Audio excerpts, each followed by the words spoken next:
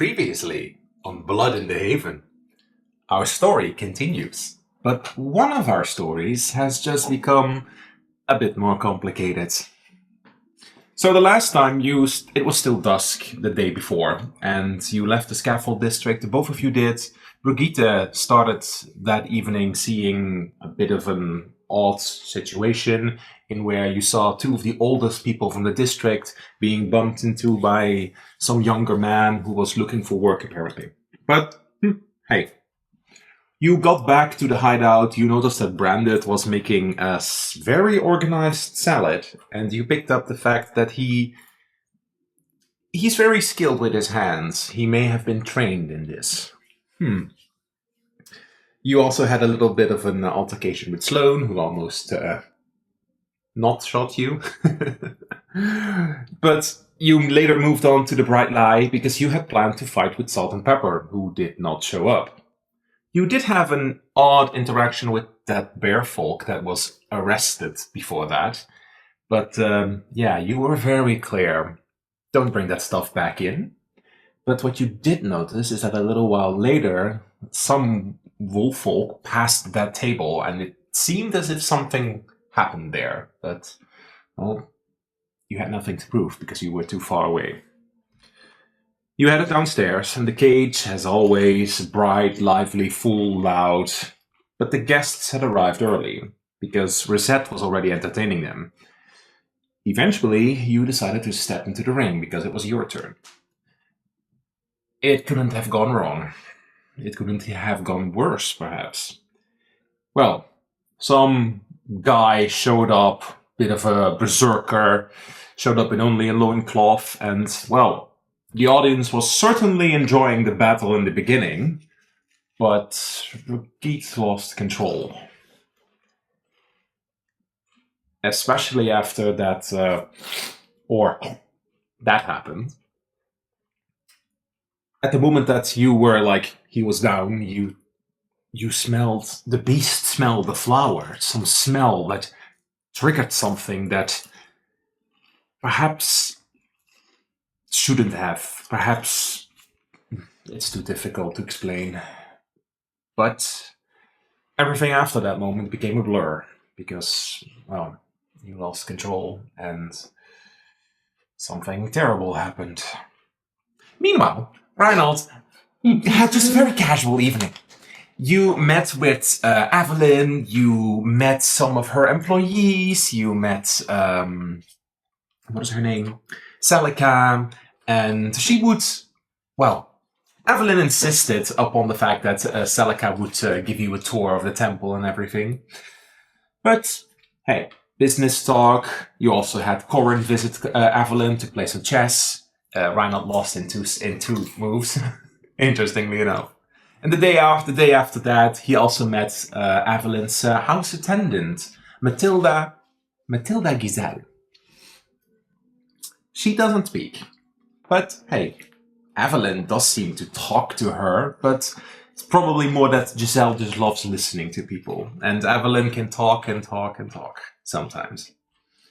There was something odd, though. In that evening before, something fell over in a room down his bedroom. Below his bedroom. And it seemed to be some kind of gallery with all kinds of statues covered in tarp. But when Grogat took a peek, he couldn't find anything that fell over.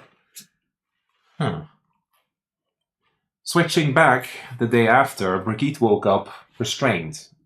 She managed to get herself out of those restraints and learned of what happened. There was a family meeting. At some point, there was a vote to get rid of Brigitte, because Cold Rock demanded that one of the most important rules of the family was broken, and she insisted on it. But it was a tie, and Sonia was not informed of what happened, and she would have also had a vote. And with that, Rosette was like, I can't have this in a stalemate, so the move was let go for now. But you do need to earn back their trust. Especially Cold Rock's Wild was a bit hesitant, and Sloane just voted because you were a risk. Beastie and Brandit and Gorak did vote for you, and Rosette He voted for you to stay, but, well, he's kind of like a tiebreaker in most cases. You decided to head to the beach, and eventually Brandon also followed. Brandon told you that you were yelling in a language that nobody else could understand. But he could understand what you were yelling at least about. Something about a flower. And the both of you are now going to roll me a d20, to whom we are going to begin to explore the rest of this story. That's a natural 20. What did you roll? There's no point, but Well, Natural 20. 6, all right. but not so. Then that means that we continue on the beach. Just a second. Yeah.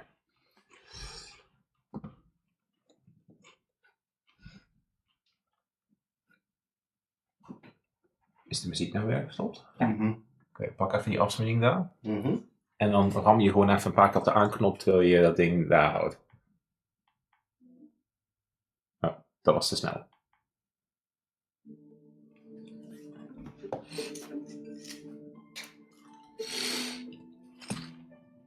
It's been around an hour, Brigitte, of meditating. You invited Brandon to come sit with you. And unlike last time, he followed the instructions that Gura gave him and also remained quiet. What's going through your mind right now? As you may roll for the balance card, if you wish to. I want to. That's a 2. Then you can put the 2 in front of you. I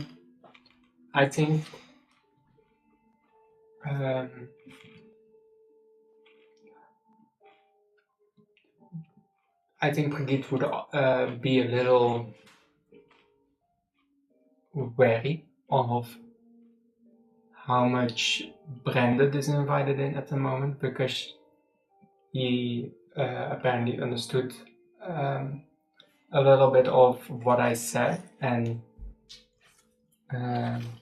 clearly nobody else has learned about it, so she's a little bit on the fence about him, because it could ruin her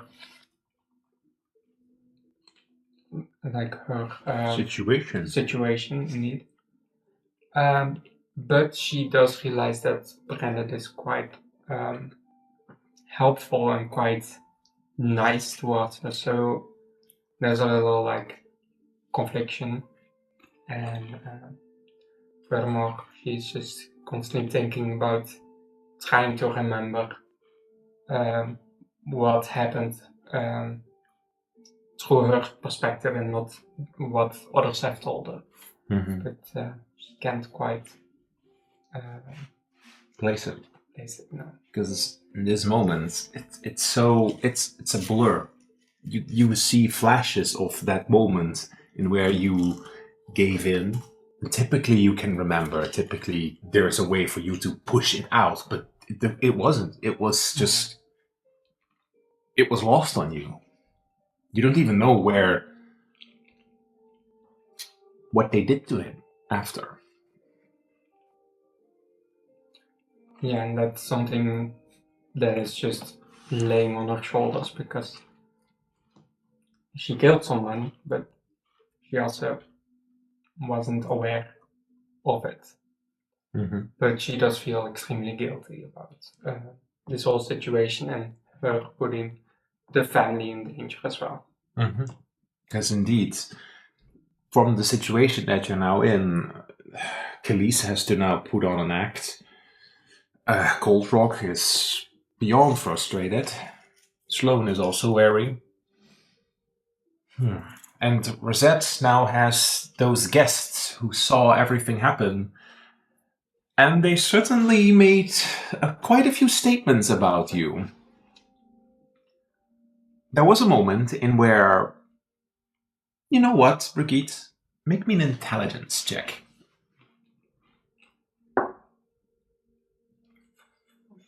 14. 14. Looks well. I don't really have a DC to this, so I'm just going to make it a rolly. Alright. Brigitte. You're meditating here, you hear the ocean's wave, and you're also trying to go over those memories of that meeting, of that family meeting.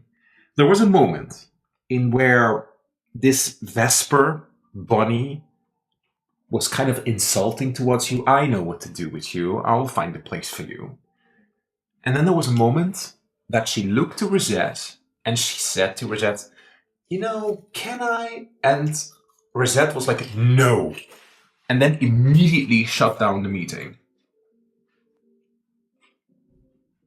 What was she implying?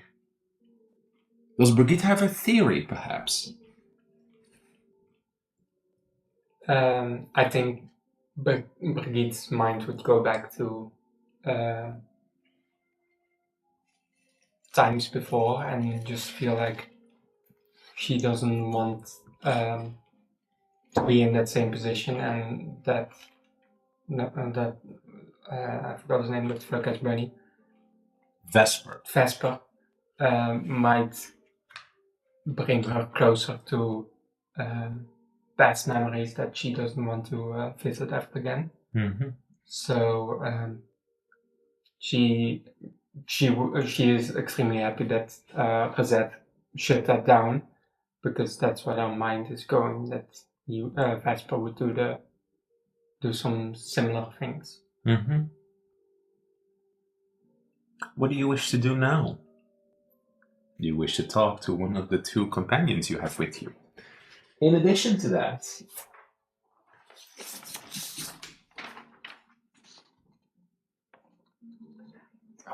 Sorry. please take a moment to read it through.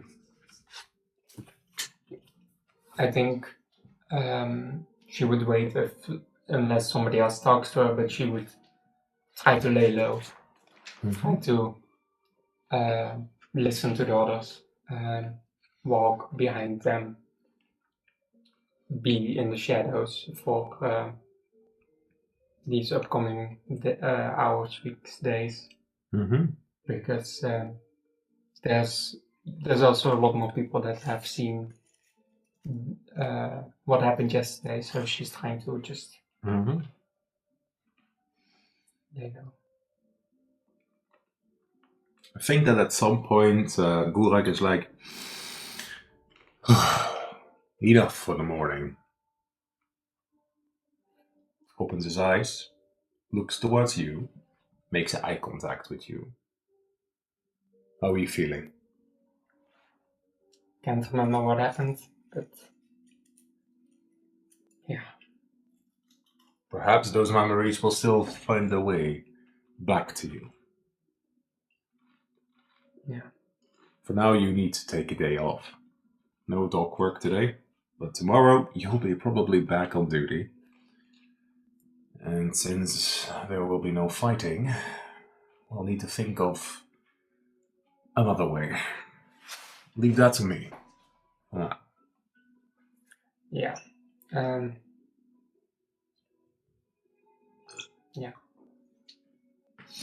As he kind of like gets up, moves his shoulders, starts to like put on back his pants and shirt slowly.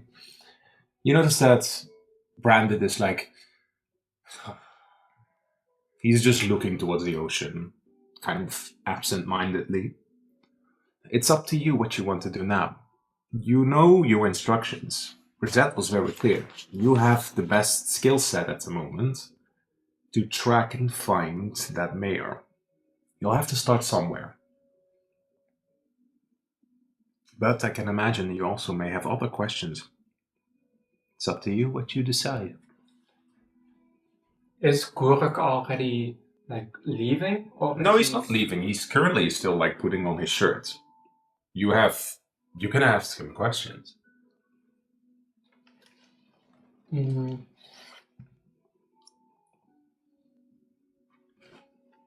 I'm a little bit in a dilemma because I want to go with Gurak for this investigation, but having branded with me would also Mhm. work pretty well, maybe.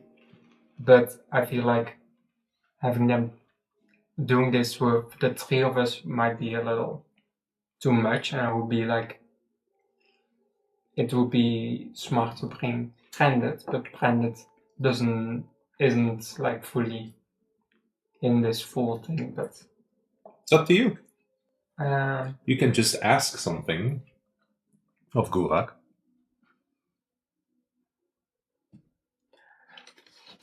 Gorak, Hmm. you know, I imagine you're quite busy with everything. You want me to go with Brandon to investigate Mayor, or Are you asking me to tell Branded to help you? He's I- standing right there. You can also ask him yourself. well, I'm not asking. Well, I'm asking permission to, you know. I understand why you asked this. Yes. I have to deal with Vesper and Dust and Guts. Whoever came up with those names. Yeah.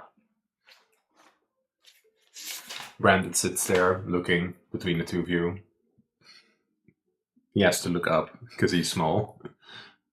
So that means If Brandon wants to. Brandon, you're up for the task. What exactly? You want me to help? Well, I mean, you're, well, you're quite. She wants to ask you if you can help her with finding Mayor Hartthorn. Sure.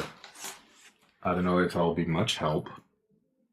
I mean, it's always, good to have a new set of eyes on the task. So. But I do have dock work later. If you can help her, I'll get that arranged. Alright. Alright. If you need anything, Gurak. Yeah. I got to go anyways. So he kind of like still cracks his neck because you did bite him. But he didn't say anything about it. I'll expect to see you tonight just back at the hideout. Yeah, definitely. You notice that Branded and Gorak have like a moment of like eye contact, but nothing is being said. There's something being communicated.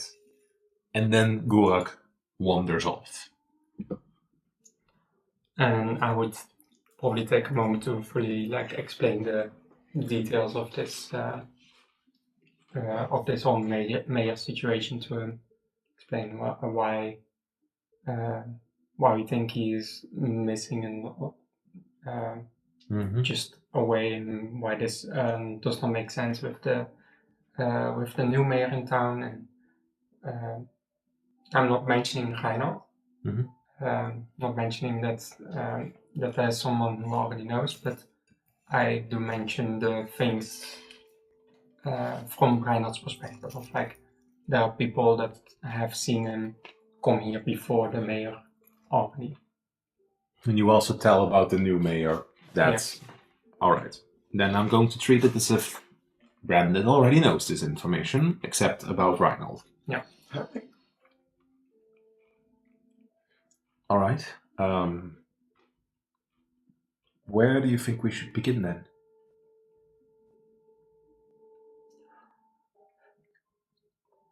I do think you should be a bit careful, because last night people saw.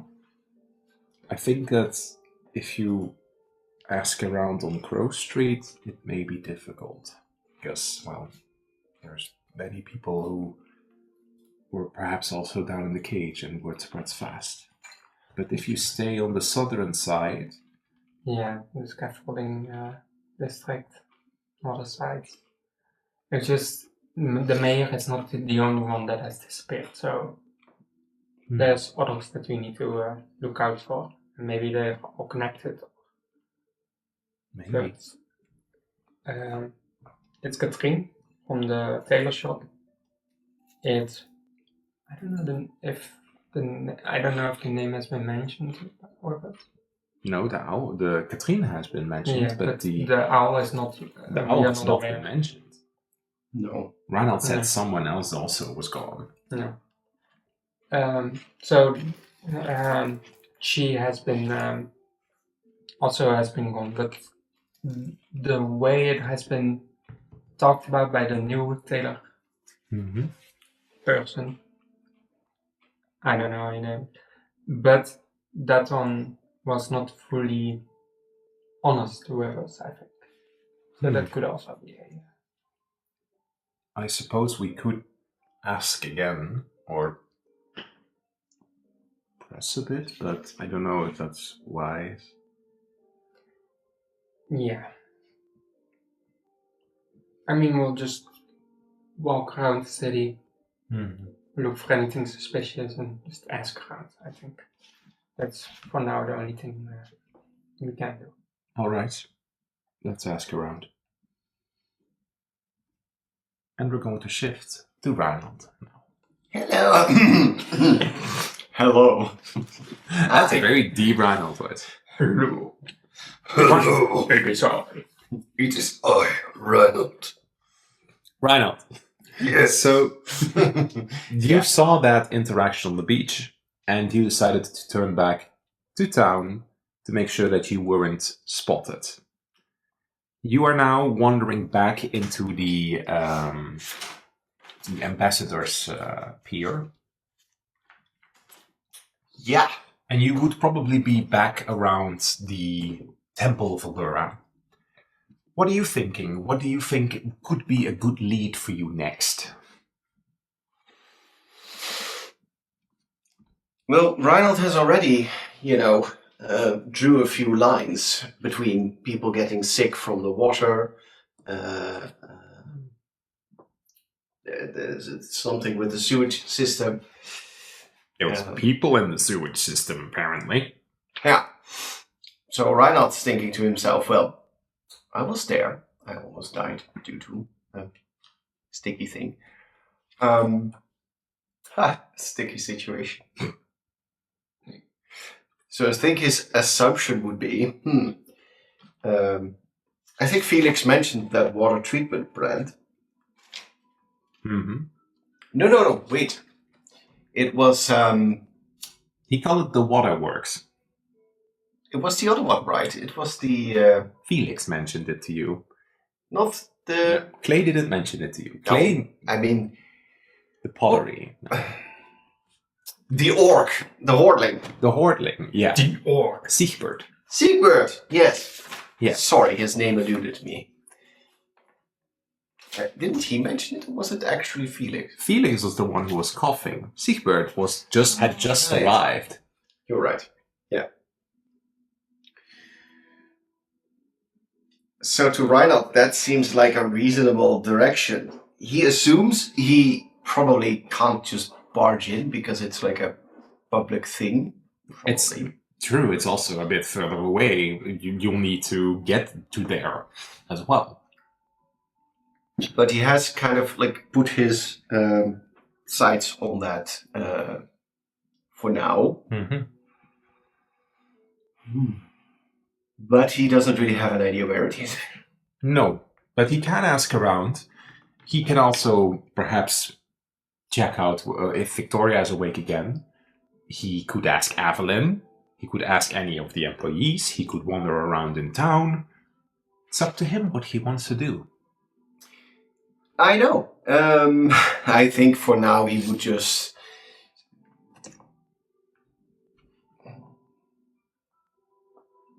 Irvin would probably know, but he would probably be hanging around with Evelyn. Then he's not sure if Evelyn is at the warehouse. So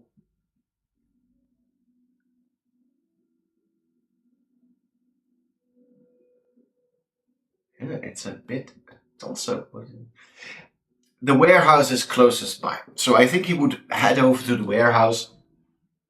Mm-hmm. Is anyone standing outside? No, you'll need to head in, of course. He doesn't feel comfortable enough to just barge in, so he will probably knock or ring the bell if there's a bell. Well, in this case, you can knock. You haven't been there. You have been there like a little while, technically speaking, ago. And when you knock and like, oh, Reinhold, right? Yes, that's correct. Humble. You asked me to call you. Come in. I was busy with work. So. Right. Yes, I was kind of going to ask Celica for a quick question, but I don't know. Maybe you could help me. Evelyn asked me to look into something, and my foxy nose led me to take a look at the waterworks of the city, but I'm not sure where to go for that. Well, Reinhold, roll me a quick intelligence check. But this Reinhold isn't that bright. Oh dear, he really isn't. 7. Okay, you know of it, you just don't know where it is exactly located from here. Yeah, that's... Well, Reinhold, the waterworks is very... it's a little pearl of this region. It's it's the Aluran Dam outside of the city. Oh, right. Is it very far? Maybe an hour by horse. It's not that far. Okay. Well, that should work out fine. If you go by walk, it may be a bit of a half-day travel. I see.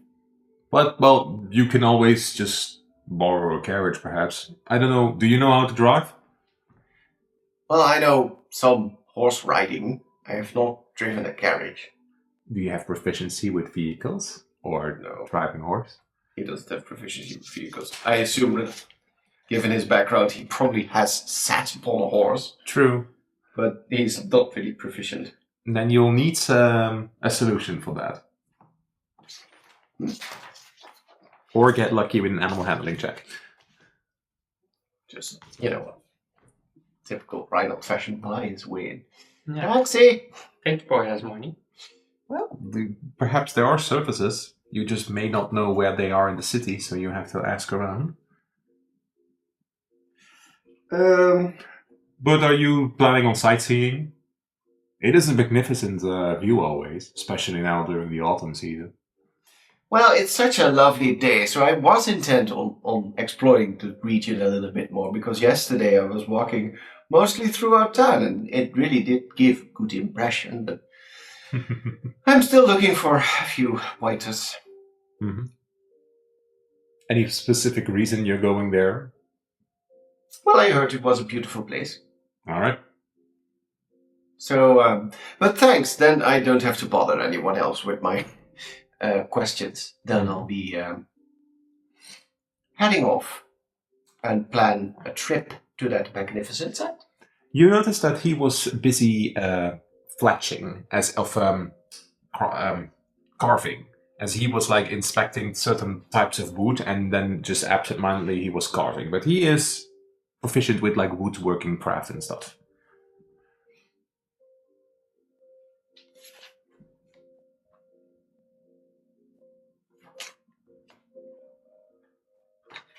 All right. Yeah. But that's fine. Thanks, Humble. I'll be leaving you to your busy work. Thank you. Well, if you need something, let me know.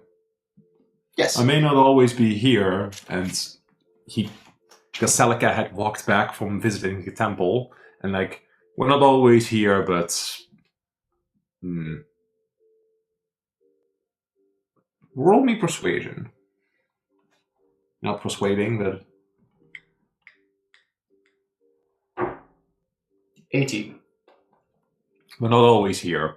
But in case you never ever, like, during the evening, need some assistance, go to the largest warehouse in the scaffold district. You can always ask there for help. Oh, right. Well, I have seen larger buildings there, but I'm sure I'll find it. You can't miss it. Okay, thanks for the All right. assistance.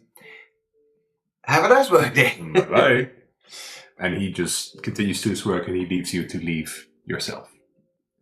Reinhold walks back out.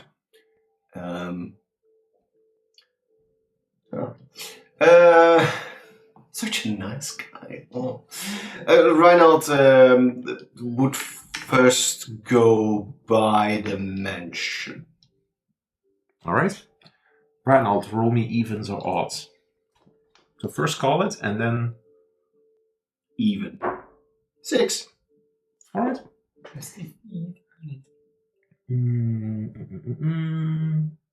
You return back to the traders district and you are in the mansion where at that moment when you step in, this is the lower floor, you hear Victoria and Evelyn talking to each other. Where are they? You hear them coming from the living room where you've been before. Oh. Well, I think Reinhold would round the corner, and if the doors are closed, he would knock. Yeah, you hear the muffled noises from the door, and then you knock, and you then hear Evelyn say, "Come in." Well, I open the door, step in. Obviously. In this case, Evelyn is sitting on the couch while you, from the tail movement of Victoria, you can sense that she was agitated. Not at Evelyn, but just in general. What do you do? Hi, Reinhold. Good it's afternoon already. Yeah. It's midday. A good day.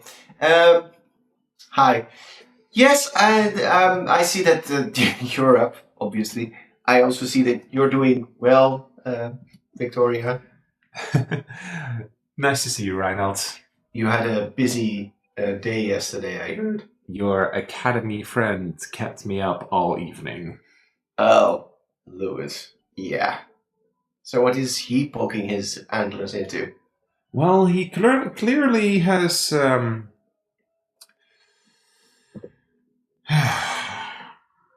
set his eyes on regulations.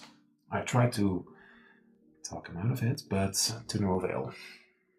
Yeah, I already heard about those extra taxes they applied.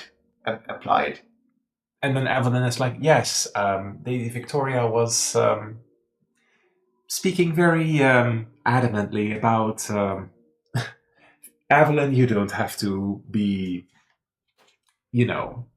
I was ranting about it. Why not? Oh, well, sometimes it's nice to air out the frustration.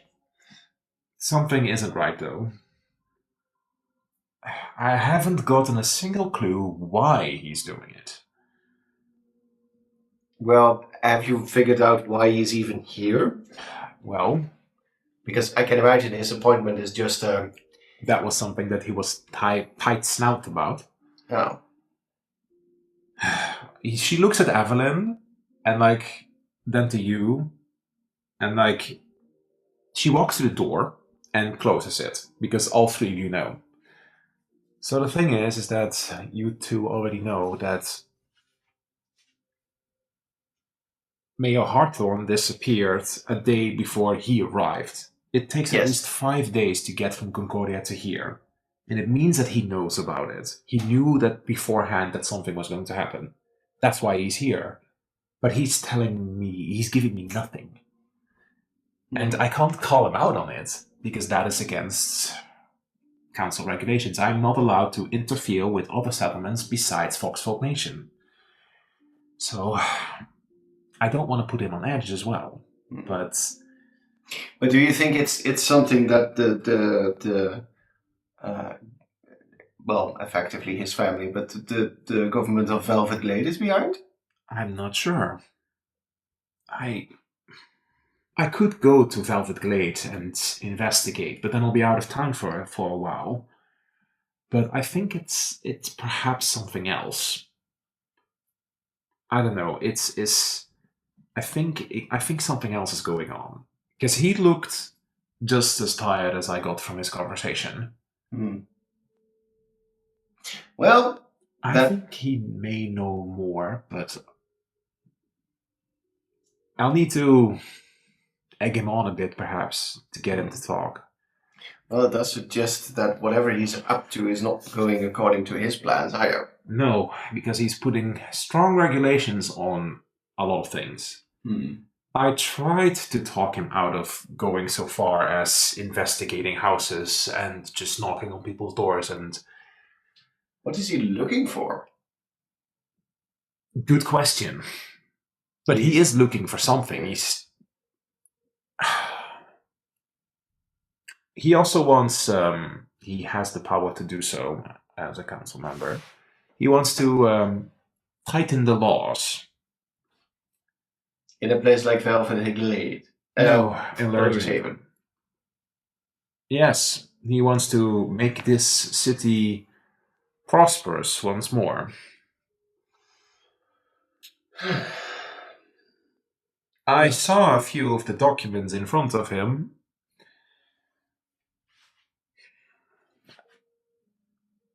If it gets to that, then I'll have to inform the council of it. But for now, I can't. But what do you mean that he's then going to do? I'll save it for now. I don't want to worry anybody unnecessary. Well, I suppose cleaning up the place isn't the worst thing, but from what you've described, and you as well, Evelyn, and your father, it's like a delicate balance. The people here have a way of life, and that shouldn't be messed with. Yeah. I know that very well. Well, I actually have found some unusual coincidences that I want to check out. Like what? Well, Reinhold, maybe for a brief moment, does look at Victoria for just a confirmation that it's okay to just say things. Well, the thing is, I kind of did what you guys asked me to, so I was trying to get a little bit involved with the people. I even did some, simple legwork for the old priest at the temple. Kind old man. A simple delivery job, really. But I came across a few shop owners and I asked a little bit around, and it seems like a couple of people are getting sick, and it might be involved with the water and the sewers and the waterworks. The waterworks, says Victoria. Yeah, that irked me as well, but I thought it would be worth to just, maybe under the guise of a leisurely stroll, investigate that place. Or at least see if there's something going on there. And then Avalon's like, well, the Allurn Dam well, you can always visit and you can wander around. You can even wander on top of the dam. But I get the feeling you want to take a peek inside. Probably. It would be related to the water supply of the city. I suppose. Because it seems like people are getting sick. And then Victoria says, but is it... what brought you to the conclusion it's from the water? Well, because several people who make use of a lot of water seem to be getting sick from it. All right. And it stood out to me because it's a bit unusual. I suppose it's worth looking into. And then Avalon's like, but once again, you want to take a peek inside. Yeah, if possible. That's gonna be difficult. Is it the protected area? Victoria's like, well, of course, the waterworks is an essential system. You can't just walk to the dam and, hey, can I get a tour inside, Reinhold? That is unfortunate. The thing is that if I go, Lewis may get me thrown out of the city if he finds out, because he'll probably think that I'm meddling. On the other hand, I could always make a diplomatic visit. I'll have to think about that for a moment. I don't want to anger Lewis more than he already is annoyed with my presence even in the city. Well, so far he's not aware I'm here. I could go, but then I need to have an excuse to get inside. I mean, I could go by night and try to break in, but that could turn out to be an even worse image. You see that Evelyn and Victoria for a moment glance to each other. And Victoria's like, well, I can't condone that, if you know what I mean. No, but hypothetically, a nephew of a council member found breaking and entering a very important part of the city infrastructure. No, that might not be brightest. And then Evelyn is like, did you visit Felix yet? Yes, I did, actually. Twice. Did he give you... Well, he was looking into some clothing for me. Ah. Victoria's like, I don't know, Reinald. But she's like more like from a concerned perspective, while Evelyn is like, well, you just made an obvious request. So you have two people, like Victoria is a bit against the idea. Evelyn is like, well, you gotta do what you gotta do. Well, Reinald would not be inclined to break and enter. Yeah. So it's up to you how you want to discuss this. You could be the hero. But basically, our fair ladies do point out that there's not really a reason to just walk in there during the day.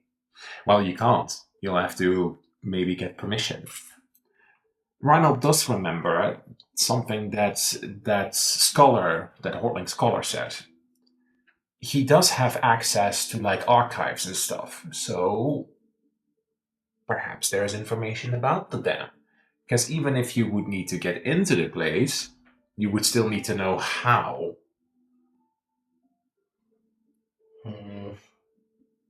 Perhaps there is information out there somewhere in the city. But you can also just ask Victoria to come along on like a visit. But this could, of course, anger or cause conflict. Yeah, that's a fair point. You can also think it over.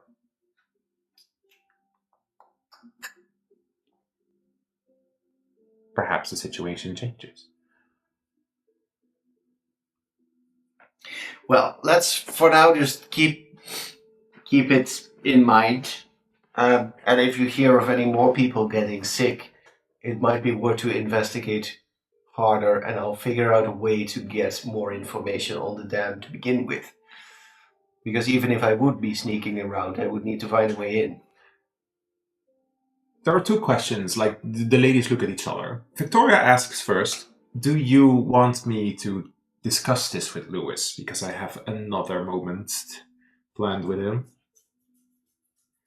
I could bring it up, but it could also mean that he might suspect that I'm already poking around.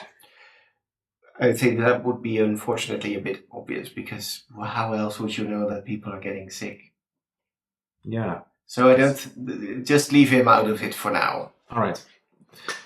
Evelyn is then, well, what I can tell you, though, is that the Allurin Dam is currently being overseen by the Meadowthorn family in the moment, especially their two younger sons. Humble knows about them. You could ask Humble, perhaps, to know a bit more about them. Because the thing is that if you want to peek inside, you'll have to find a way to get them to do that for you. Wait, Meadowthorn? Ocean Meadowthorn was with Lewis. He's now the head of the. Oh, right. Those are his sons. Huh. But hypothetically, if they would be involved with whatever might be affecting the water supply, they wouldn't just let me in. Then the Victoria's like, well, if that's the case, then we have a massive conspiracy on our hands, and I don't want to consider that. I do think that Lewis is involved somehow with this situation, but he's adamant on doing something about the state of the city. I do not think this is related, but it could be. I cannot confirm. You're not...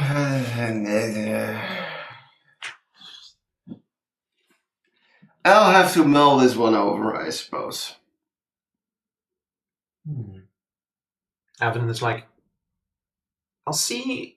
Well, I'll have to take a few hours for this. I do know that the Meadowthorns have like negotiations with us for like resources to the dam. Maybe I can find something in the books, but I'm gonna need some time for that. That would be welcome information. I'll just point my nose in whatever direction it leads me to, and maybe I'll just read up on things about the dam to begin with. That could be smart. And see if I find some more people in need of help. Victoria agrees. Like, that could be smart. Well, then I think I'll just leave you guys to it. Thanks for this exchange of information. I'll be going over a few other things then. Anytime, Reinhold. Let me know if there is something you need. Of course, I will. And good luck with Lewis. She already sighs and like closes her eyes. Maybe you should bring him some corn. Dear folk love that stuff.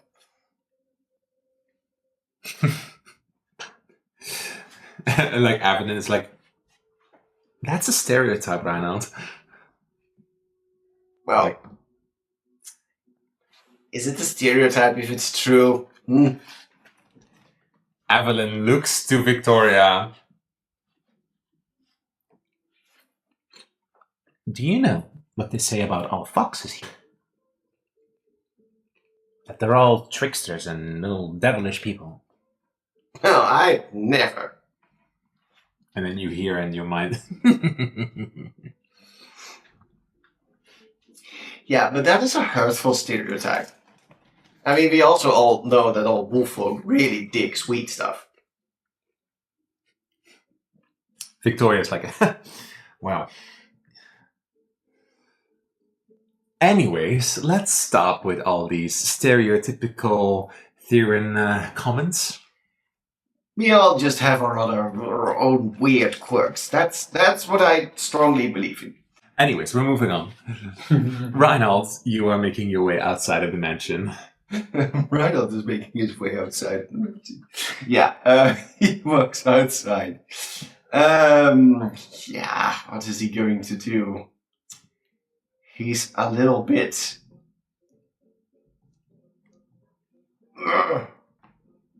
slightly irked because he wants to, once again, rush in and fix the thing, but he realizes that he needs to have at least some sort of alibi to even get to the dam. So in order to get to the dam, he needs to find a way in. Both of you are going to roll me a dice. If it's both even, something may happen.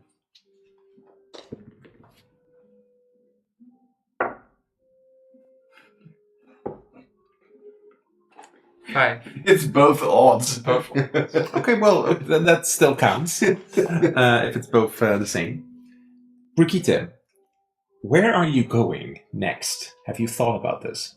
I was thinking to do a detour probably with Brandon just going through through next to the mayor's office, walking around, going to the ambassador's pier, and just catching him up with the things. Place yourself somewhere on this map, in line of sight from the Regness mansion.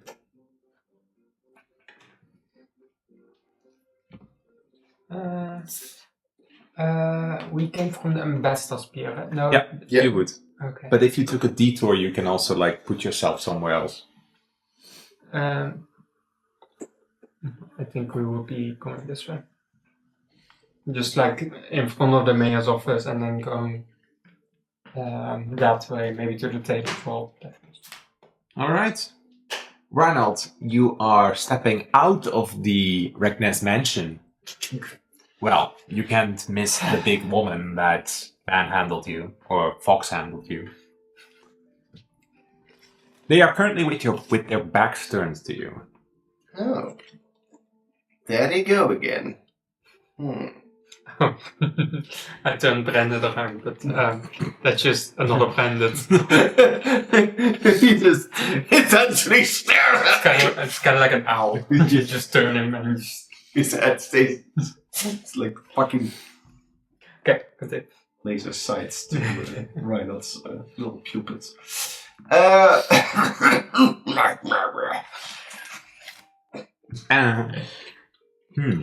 it. Felix was still busy working through his thing.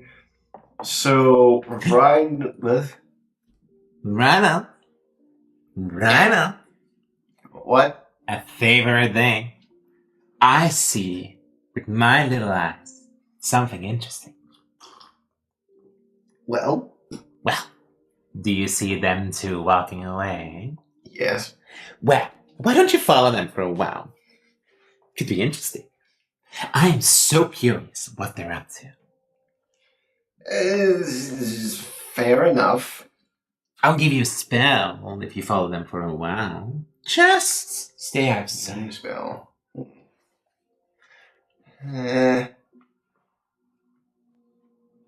You know, maybe you'll get a very useful spell. You know, if you need to get into some mysterious den. Maybe a way so that I could pass without trace. Oh, that would be very useful. It's such a dumb Reinald. Oh, you're terrible. Oh my god. It's not me, it's Reinald. Oh yeah. I hope you know this. Yeah. Reinald goes into sneak mode. So he Sneak mode. crouches down and just like you All do right. in video games. No, he This is not Reinald. but Reinald would be like, that is a good point, Rokam. Maybe I should investigate whatever those two are up to. Especially that woman.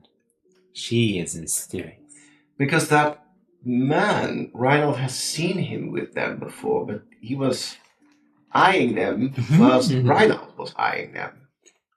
So that is strange. He's also very interesting. Reinald will keep a distance and try to blend in with the crowd and not make it obvious that he's following them. All right. Then we shift back to you. So, Brigitte, what's the plan? I think the tailor shop that is in Kroos here. No, No, that's just outside in the Haven's Okay. Reach. No, Just no. outside. Then I think I will be heading there because I'll probably strike up a conversation with training guy Felix. I know names. Fabulous. Yeah, that's one. So I'll be probably doing that. So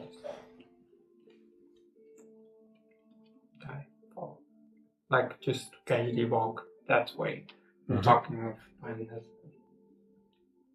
Not hiding anything, not shying away of saying like you're the mayor's office, so No. this guy.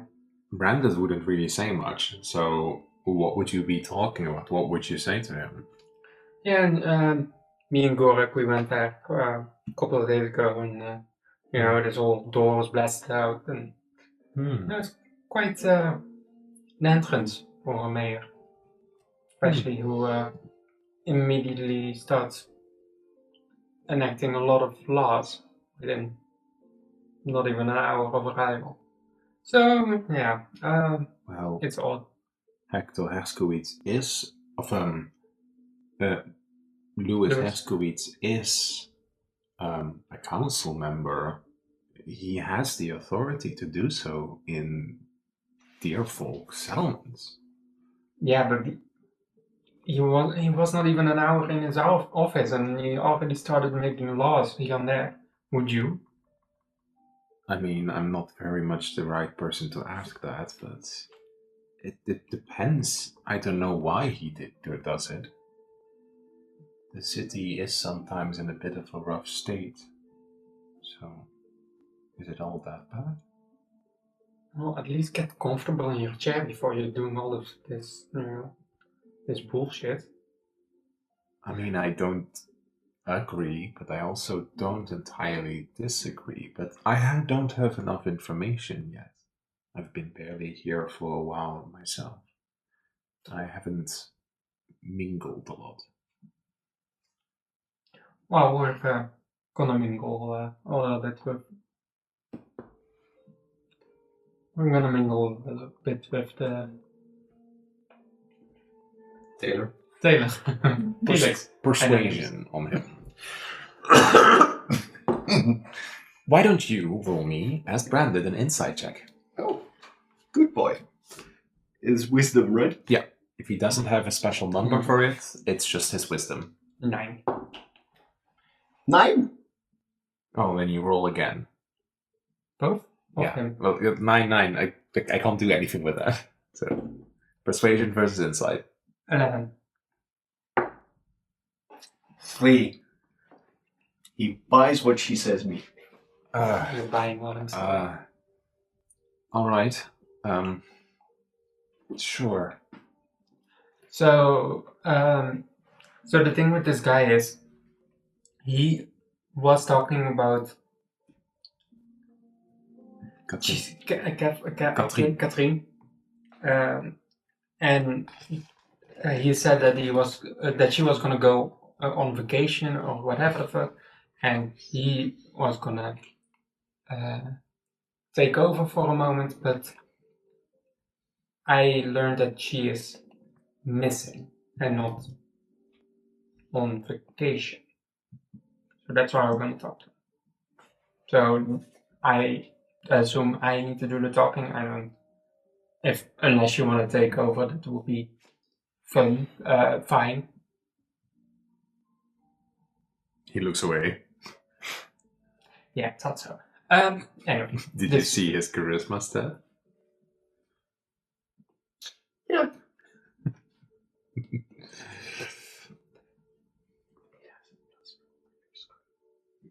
Oh shit.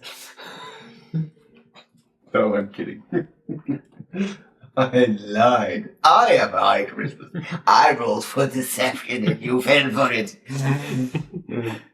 Do you need help psychologically? Always.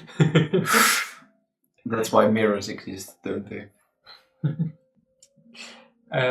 Yeah, I'll just be walking to the tailor shop. Upon you walking towards the checkpoint, this is too early. You notice that there are guards in front of it. In front of the checkpoint, so okay. like you're still inside the city, technically speaking.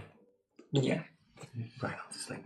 The same big guy that approached you earlier, 2 days ago, is standing there, is not looking at you, but like another guard kind of like stands in front of you and like moves to you, in this case.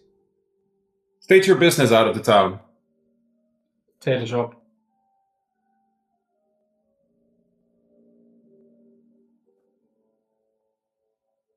looks to Brandon in this case. Yeah, this motherfucker is half naked. You need some clothing, so you're going to a tailor shop. Persuasion or intimidation? Where's my intimidation is also shit. 13. Yeah, it's because you can't use strength right now, then you'll have to rage. 13. Right. Yeah.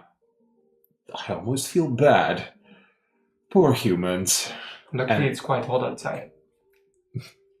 That's good. Poor humans. Always so desperate. And then moves to the side. I'm just walking forward while eyeing him a little bit further. Because, yeah, we definitely talked beforehand and he was an annoying... Yes? Twerp. Yes. So I am... This big guy, kind of like as you pass by with Branded, he kind of like... But remains standing there when you notice that somebody's cart is currently being examined very, very much and very closely. And like this dear folk trader is like, I don't have anything on me, just you can inspect me much more, but I've been doing business here for the last 17 years. What? No, nothing. What? My cabbages. I was thinking of making a joke, but I thought I shouldn't because I'm ruining the session's vibe anyway. One of the guards suddenly like has like a cabbage and is like poking into it with a knife. Hey, watch the merchandise. He didn't say the line. Not yet. Like, that's what Roka floats by. He didn't say the line. I've been watching this show. No, I will be walking forward. Reinald, you follow after them. How far are you from them? Well, something like this. So they would... like, say, half a street distance.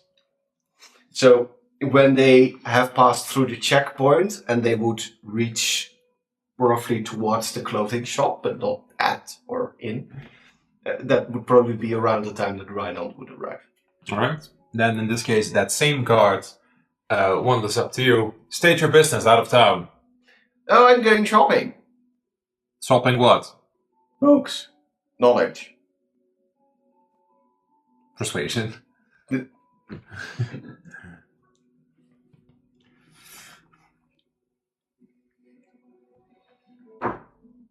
16.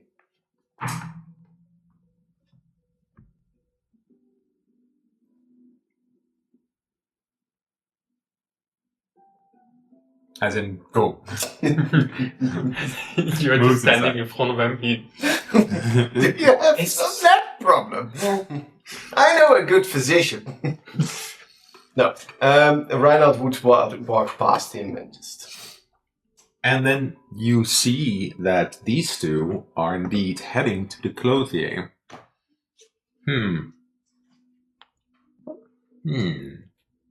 Curious. You hear Roka say. I suppose they're following up to my little bait. I wonder if they're going to intimidate the poor guy. I don't know. That could be a problem for us right now. You do know that, right? Well, it does prove that they're bad people, as I suspect they are.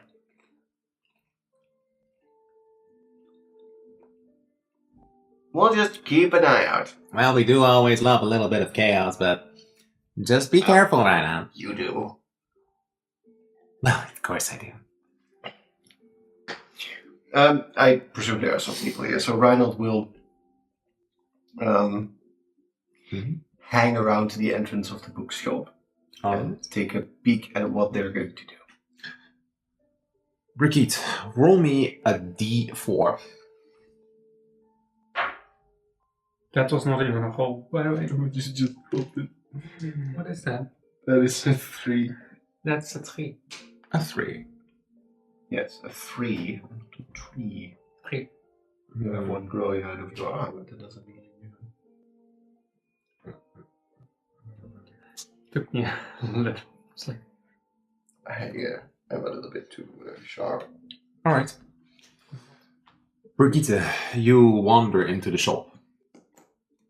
And, well, in this case, this guy there, you see that Felix is looking towards the changing booth.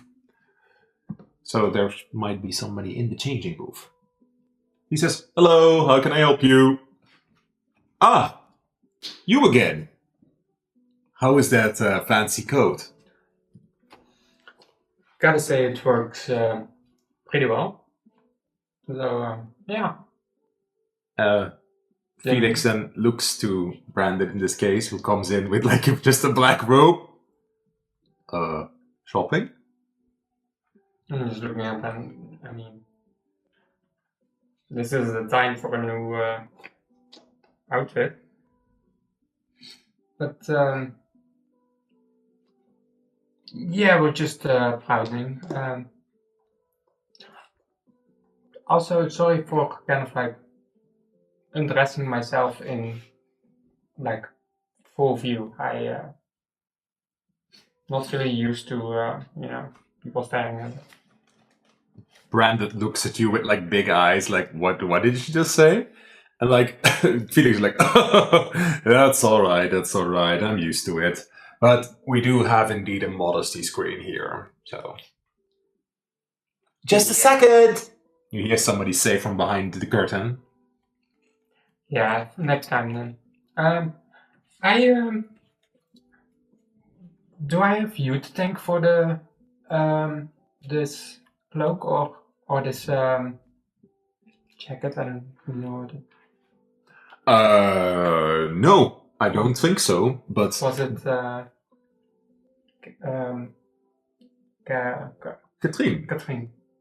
Well, what I do know is that fabric is indeed imported from Victor's Harbor on the other side. But I do believe that the enchantment was done by Katrine, indeed. When is she coming back from her? I suppose within at the end of the month. At least that's what I know. Quite a big trip. Where is she going? Roll me insight. Dirty 20. Okay. Branded can either give you advantage or roll for himself. I'll give you advantage. Dirty 20. Okay. Deception. Okay.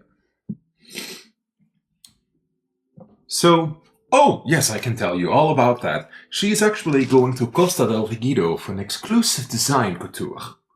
Like, she has this whole setup, like, oh, that's quite a believable story, is how he explains it. Yeah, sounds, fun. Like, you already know, but the story that he tells sounds... He could probably say this to anyone and they would buy it. I was right lying to you. That is indeed a good question. I also kind of want to, go further. But there's like somebody in the clothing. And suddenly, like, a dear folk woman just pops out. "Ah, look at my new dress. How does it look?" And they're like, it's a very fancy white dress. And like, how does it look? And then, oh, well, how does it look? And like, just stands there a little bit like, it's kind of like a half-cut dress, so like, for like an evening, like at a fancy restaurant or something. Something. Like, that person is like the direct opposite of Brigitte. Very fat, very fancy, fragile, frail, petite.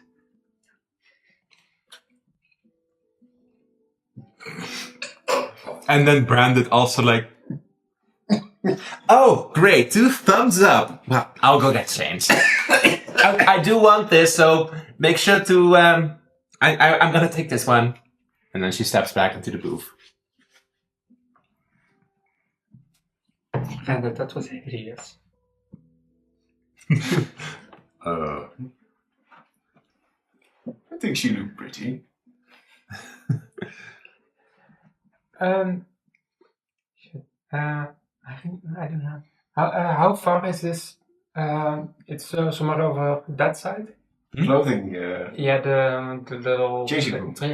Yeah.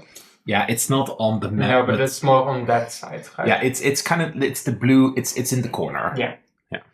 Yeah. Because you know, the reason I'm asking, you know, about this Katrine. I was just making sure because I heard that some people were, you know, missing and Missing? Oh, yeah, missing. well, tell me. You know, rumors and there are some people that are talking about the mayor, you know, and some others. So just making sure. Mayor Felix? Mayor Herskowitz, who was recently arrived. Yeah, no, the one before that. Mayor Hawthorne? Yeah. Oh, Mayor Hawthorne is also out of town, I assume. Also a trip to... Inside? 8. I suppose on a trip. I don't know what the previous mayor has went. But if Mayor Herskowitz has taken over, then I assume he knows about Mayor Hawthorne. Any other people in this district also on business trips? Persuasion or intimidation? Intimidation. 7. Are you interrogating me or something? No, I'm asking questions about the people around town. Well, you rolled a 7. Asking about town. Okay, well, I just gave you my answer about Mayor Hawthorne and about Katrine. Look, you're upsetting our customers with this behavior. You got the code a few days ago. I think you should leave. Well, Felix, I want this wrapped up with a nice little bow, and maybe I'll get a pink one as well. And moves to oh, hi again. Yeah, very upset. And I'm just tapping Brandon on the shoulder and indicating that we're leaving.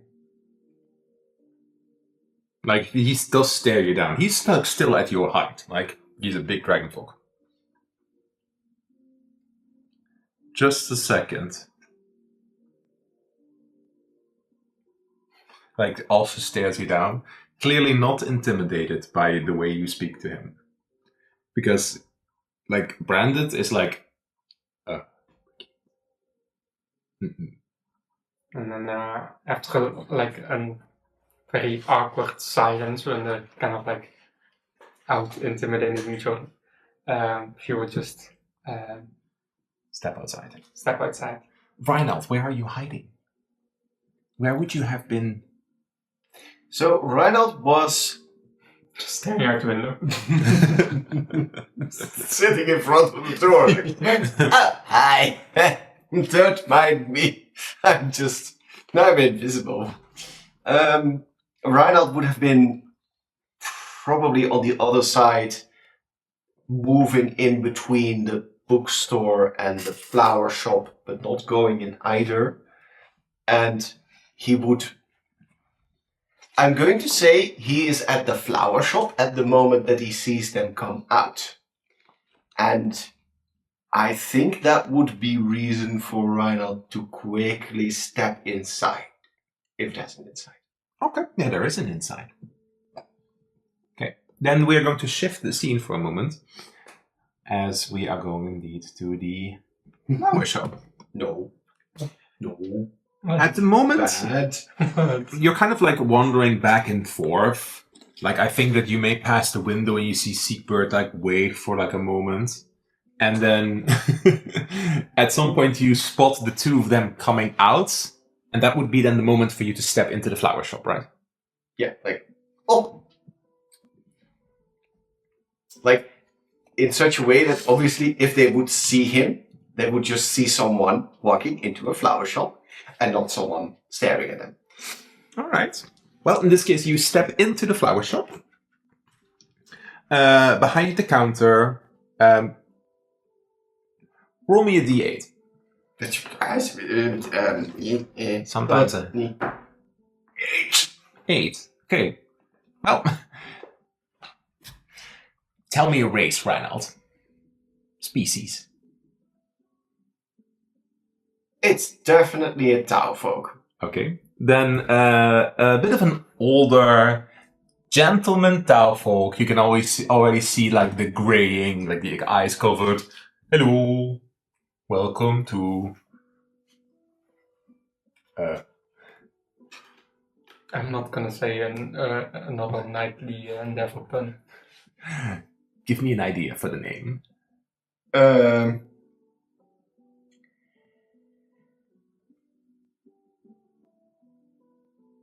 Gentle grasses. The gentle grass. Welcome to the gentle grasses. Can I help you? Oh, hi there. Good afternoon. Right on, just makes a short bow. Oh, I was just browsing. I saw you had lovely flowers outside. Especially these flowers that stand on a big vase on the front of his desk. Especially these that stand out as they almost like sparkle a little bit. Yeah, correctly. Does it ring a dingling bell? No. Well, they are little bells, but like you spot these. Like it doesn't ring a bell to Reinald. Hello. Oh, those are lovely. Oh yes, they are a special lily of the valleys. Ah, Quite a rare brand here. I see. Well, I don't know if the dear folk can really appreciate beautiful flowers, but... No, especially not these. It makes me sometimes sad that they do not like these flowers. They're so special. Yeah, they look mesmerizing. Especially these. You want to see what's special about them? Oh, that would be nice. As he, oh yes?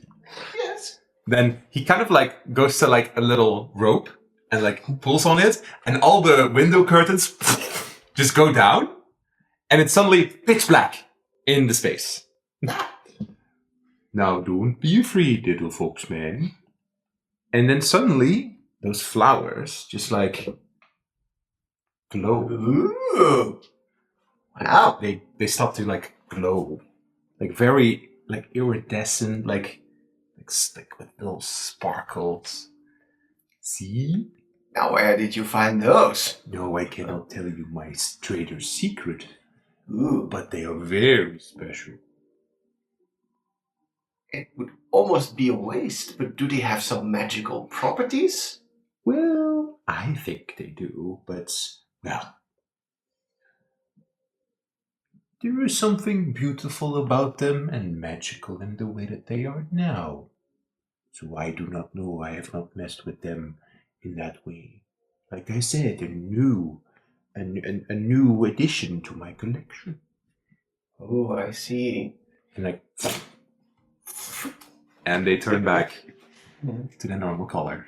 You have a point. Sometimes you need to appreciate the beauty of something in its moment. Mm-hmm. As Reinald has some of Angus's wisdom, well, maybe not Angus, but the Taufolk wisdom has rubbed off on him. But can I help you with anything else? Oh, no, I was just browsing a little. Well, I have many different types of plants or herbs. I'm still waiting on a delivery. Probably coming in a few days. What are you waiting for? Oh, I always receive goods from a fellow Tau. He's supposed to be here in a couple of days, I think. Or was it a few days earlier? But what was Angus's last name? Have we established I don't think we established that yet. Oh. Do you want to come up with a last name?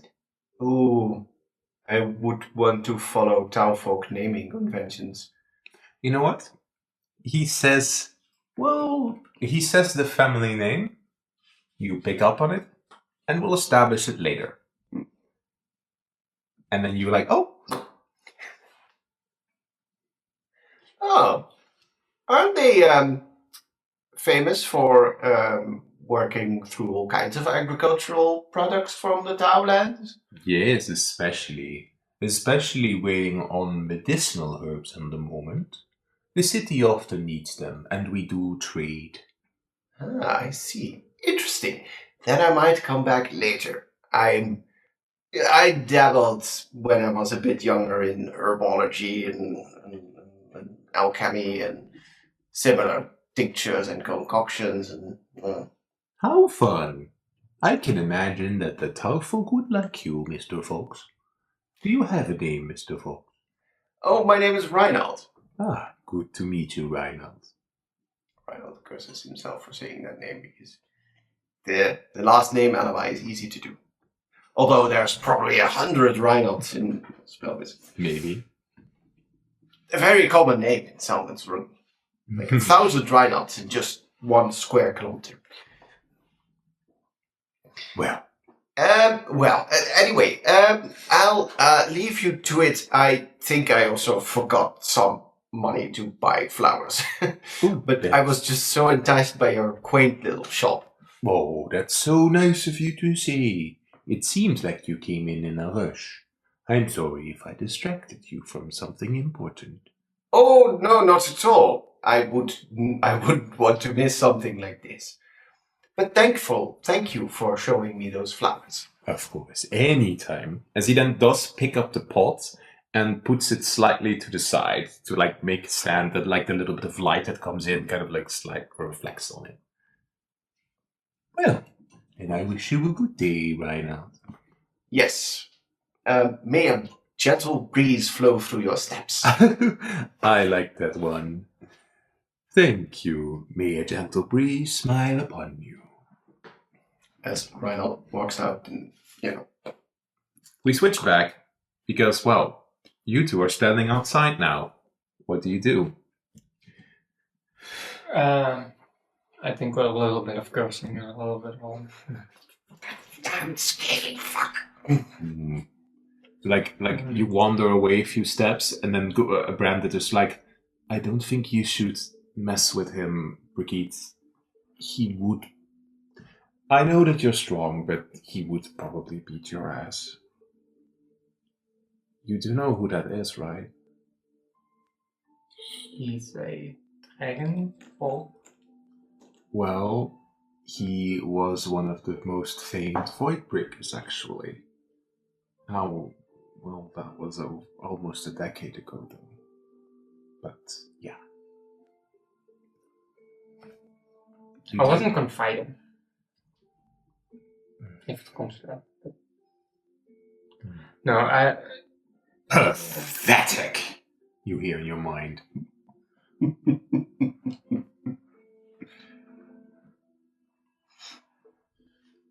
You could have taken him. But being this kind of silent yeast. So now what?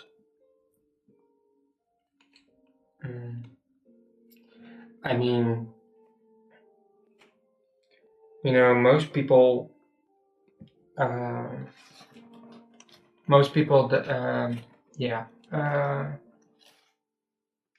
we should probably go to the scaffolding district. Maybe, walk around, see if anything catches our eyes. Alright. The two of you are going to roll me stealth, not because you're being very stealthy, but because we have to give Reinhold a check to see if he still can spot you. Right. 12. Make me a perception check, Reinhold, against 12.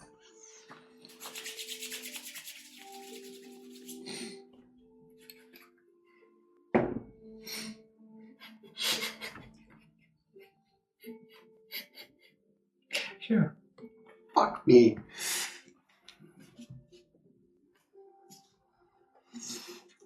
No, that wouldn't be enough. Perception plus 4, 7. Reinald, at the moment that these two stepped out, you were distracted by that beautiful flower and Mr. Taufolk inside. And then when you step outside and you even get to like the checkpoint, they're gone. Now where would a poor person go? He lost them. Well, I had to do something. It's fine. You have at least done my request. You followed them. I do wonder why they were in Felix's shop, though. Yeah, I could go check on him, but I'll be visiting him later today anyway. So, Reinald, got a request? Or shall we take up some luck? Well, I wonder what you have for me. I'll see. As you're standing a bit to the side, because this is invisible to everyone except you. Yeah. But the 3 pages appear before you. Let me see. You currently have...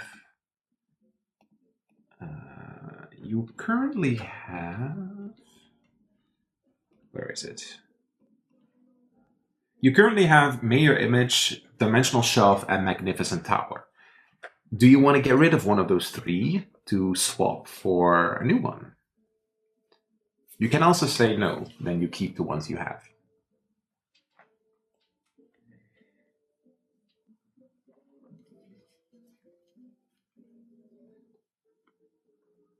Dimensional Shelf can go. Alright, Dimensional Shelf goes. Please roll me a d20.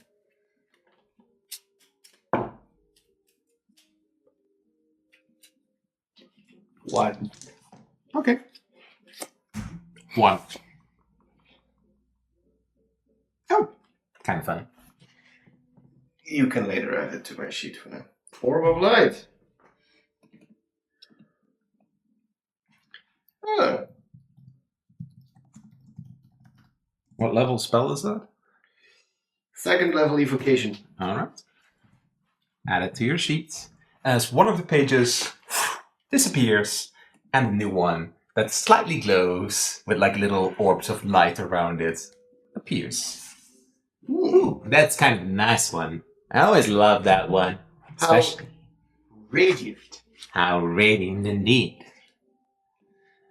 So now what? You lost him. Well, I could go once again back to the scaffolding district. Scaffold district? Scaffolds district? Scaffold. Whatever they say it. Maybe pick out where that big warehouse is that...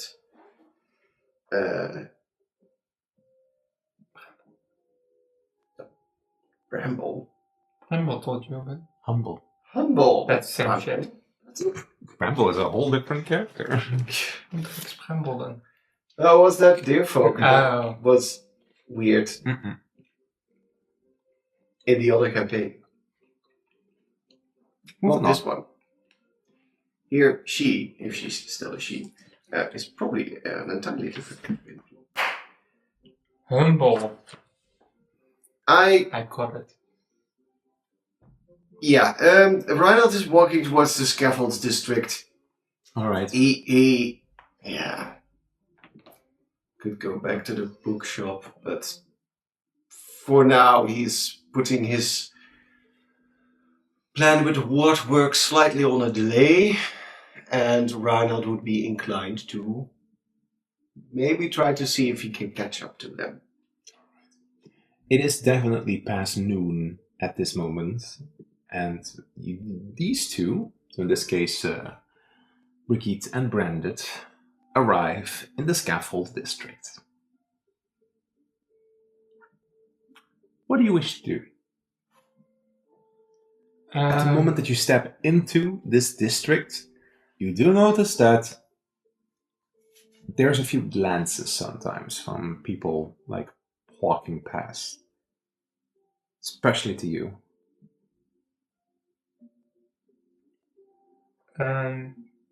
I think I would.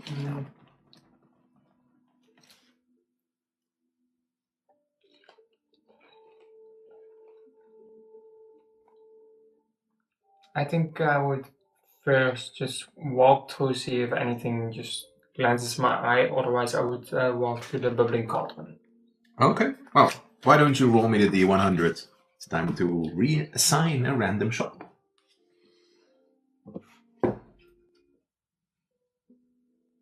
43. 34. 34. Yes, 34. It's so. I can count. You just flipped the numbers and said it different. Yeah, 34 so no. That's 42. No, that's 24. It's going well. I can count. 43 is exact. Numbers are hard. Yes, they're very hard for someone who passed primary school. I'm going back to school. Brigitte. How does Brigitte think about religion and faith? Probably none at all. Probably has not really. No, probably not. Yeah, no. All right. She probably doesn't care. What you do notice is that there's a very, very strong fragrant smell coming from the little temple next to the drunken phoenix. So you were on your way to the bubbling cauldron, and that smell was just so strong it hit you in the nose. And for a moment it was almost like when you smelled that flower, that is something that is in your mind, it was so overwhelming it triggered something. That smell was so fragrantly strong and sweet that for a moment it kind of like worried you, like as if something would happen. And maybe, you know what, make me charisma save.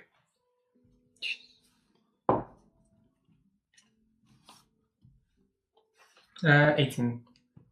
You're fine, but Brandon does notice him. You are standing in front of that building next to the Drunken Phoenix, which is a small little place of worship. It is specifically dedicated to Allura, but it's not disallowed if you would believe in something else. The door is open and there is a fragrant smell coming from it. Brandon, do you believe in, the holy and the whatever?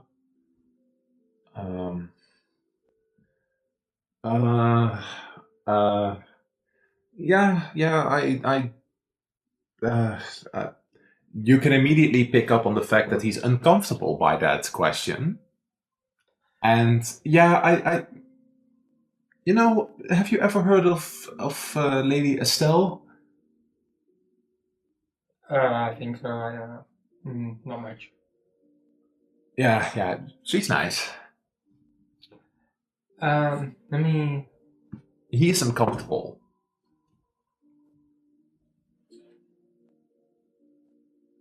I was thinking of going to Sonia at the bubbling cauldron. So,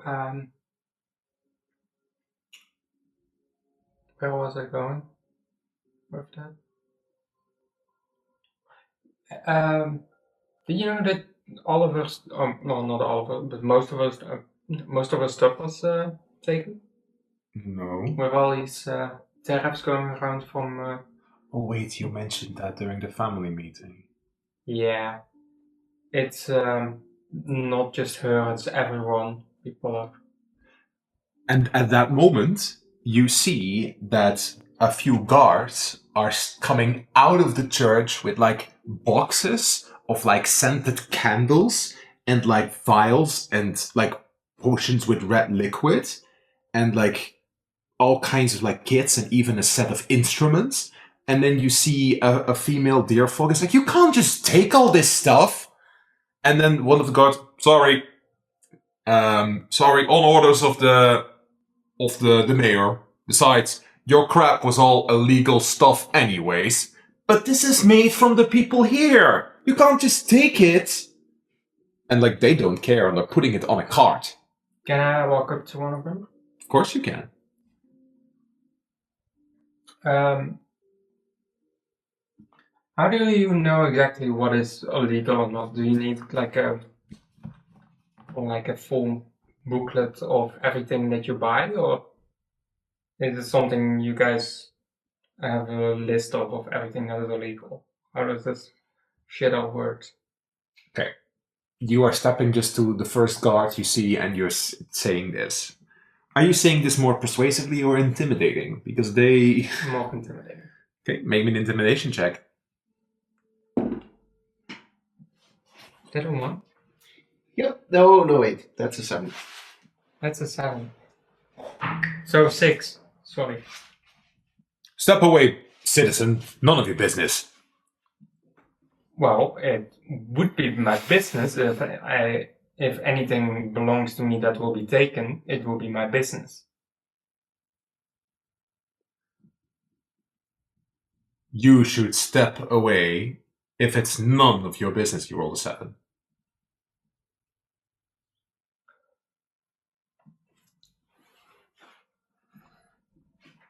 You, human. Why are you dressed up like this? You look like you're about to raid something. Go! Like Brandon is standing there, takes a step back.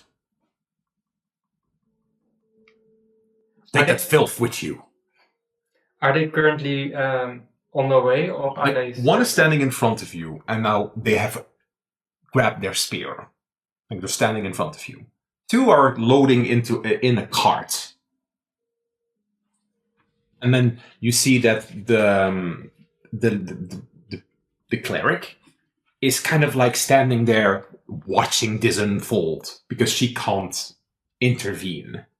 Because indeed, most of the stuff that she has was probably donated from this district. So its origins are discussable. Probably the issue. I would just look over to the lady and be like,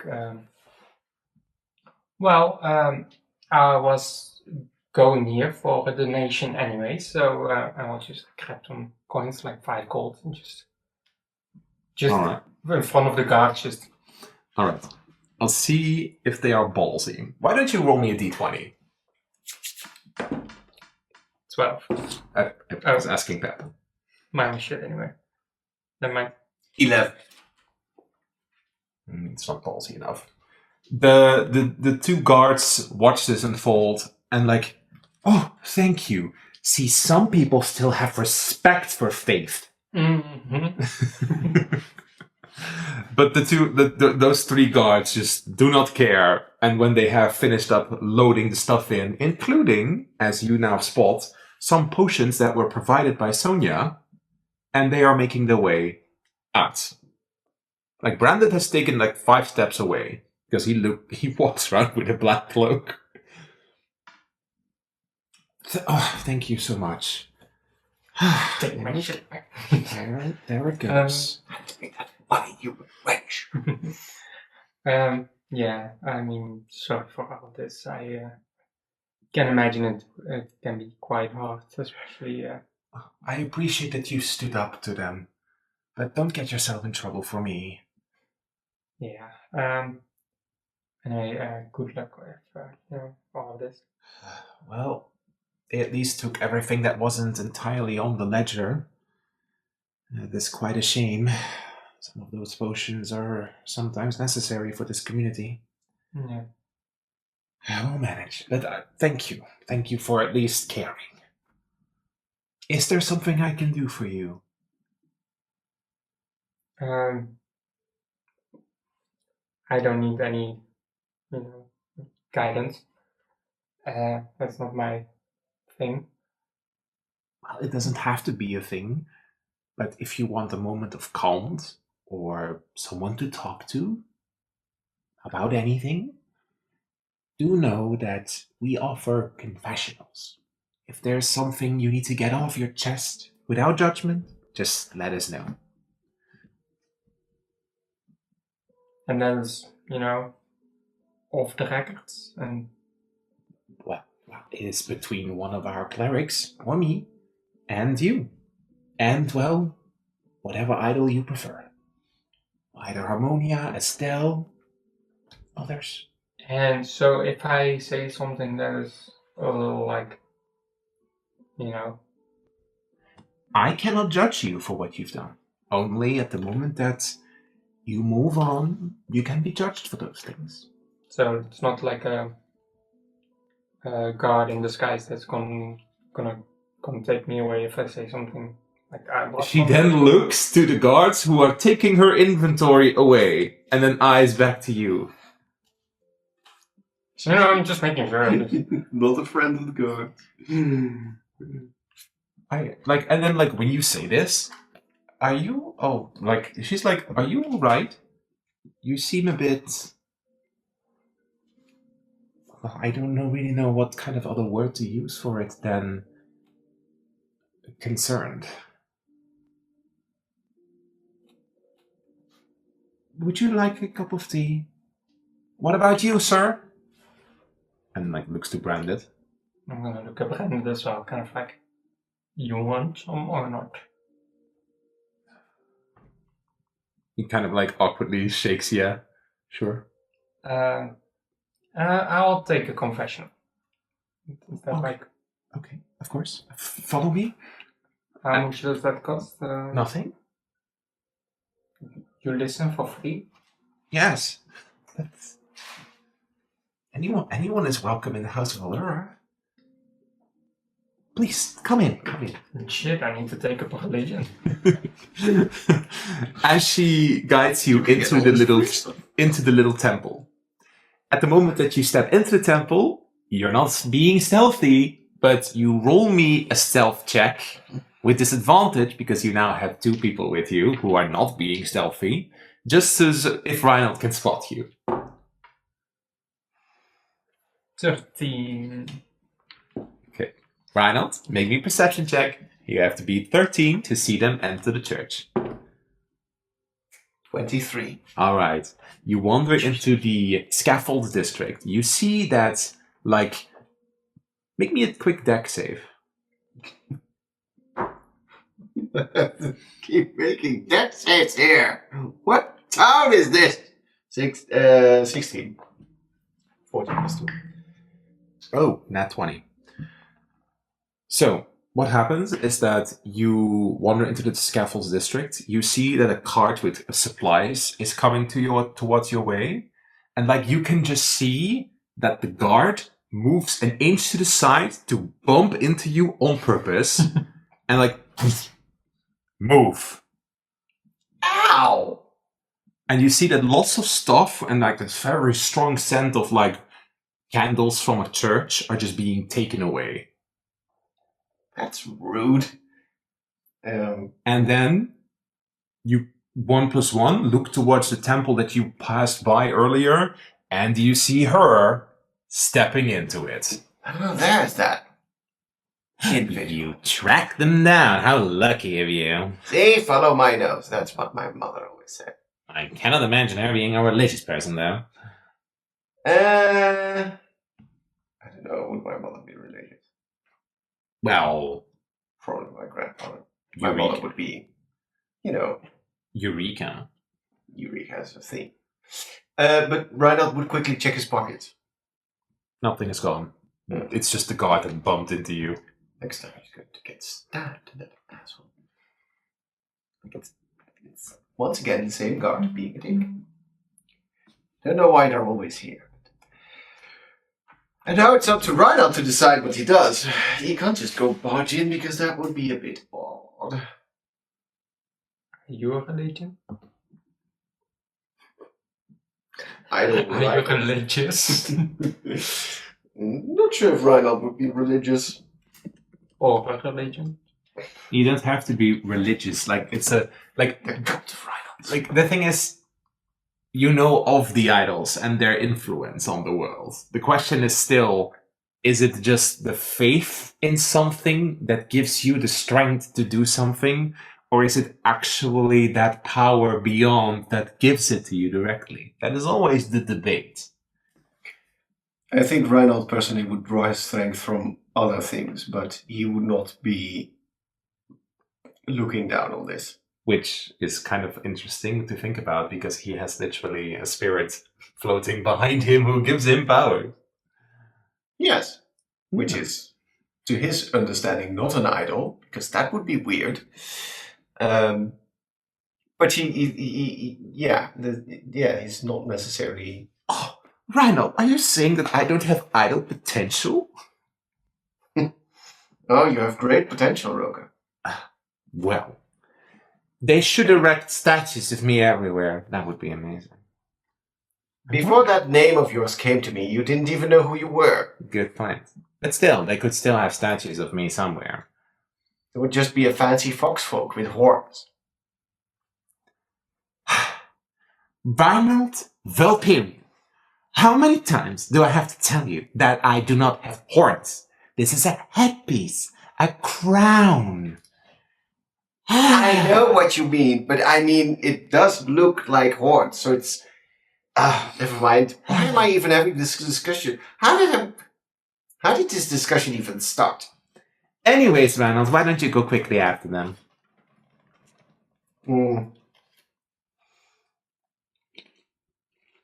Yeah. Where are you going to stake out? Where is he going to stake out? Maybe he's going for a drink. All right. So, oh, right. Apologies. Forgive me. All right. Reinald, you step into the Drunken Phoenix. Quite a lively, busy tavern.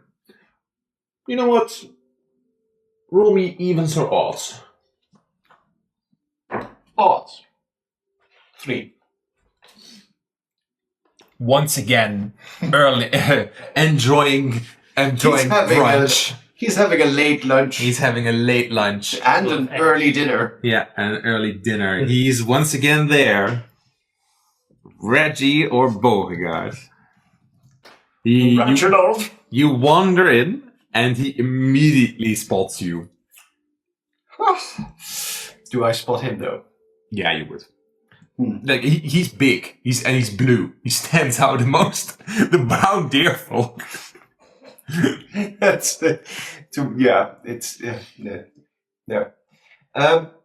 Reinald does think to himself, wait, wouldn't the tavern have bulletin board?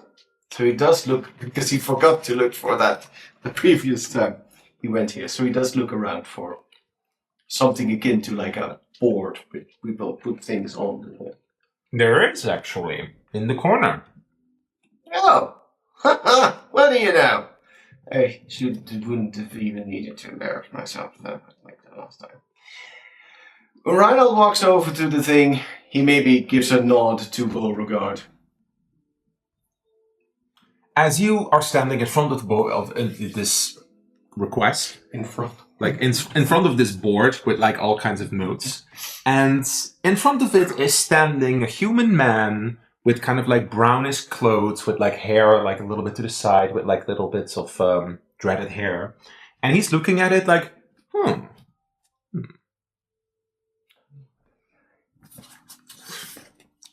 What are you looking for on this thing? I don't know. I think Reinald would be just having in mind what Reggie, his best friend at the moment, whispered into his ear softly that he should get to, get his paws a little dirty. So he's just looking for simple jobs, similar to what the priest asked him to do. All right. Roll me a d20. 16. Oh.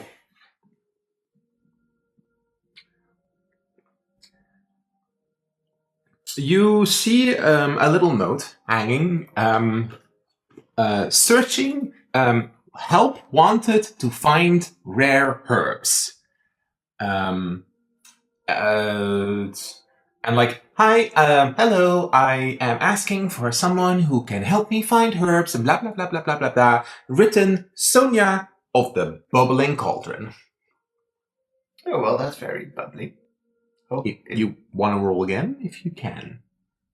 No, Ronald is like, oh, well, she actually mentioned it. Well, it was mentioned before, and she probably would mention it again. So he makes a mental note of this. It would be a bit rude to just be like, Well, you can, as you now see that the guy is like, huh.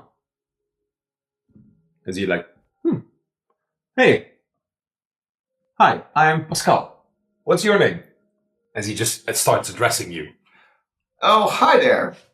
Are you also looking for work? I'm Reinald, and yes, actually getting my headings in this town, as Reinald picks that one up as well. Yeah, I'm just looking for work. I'm waiting for my new assignment from the Free Roadman, and so I have a few days to do nothing, basically. All right, the Free Roadsman. Give me a perception check, Reinald. Wouldn't you be keeping the roads free? Oh, dirty 20. 16 plus 4. Those are a very unusual orangey eye color. Almost seem like a little bit of sparkly. He's definitely weird as fuck every time he's popped up, Mr. Pascal. Don't trust him one bit. But, yeah. Apparently a few cows escaped towards the dam. Yeah, I'm gonna do that one. It's not as if I have something better to do.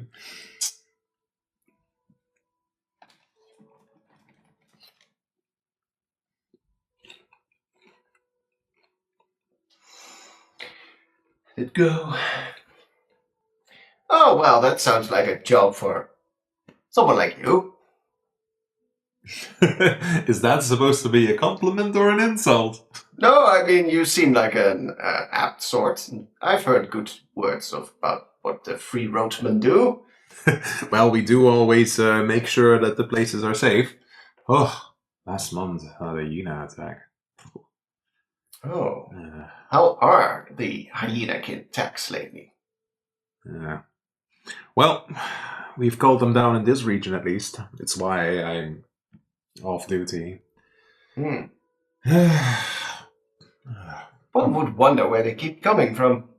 Yeah, that's indeed a good question. I'd rather not think about that. I mean, Poor how Victor. many of them can you even get producing? Scientifically speaking, I mean, like... You do know that half of them are like undead?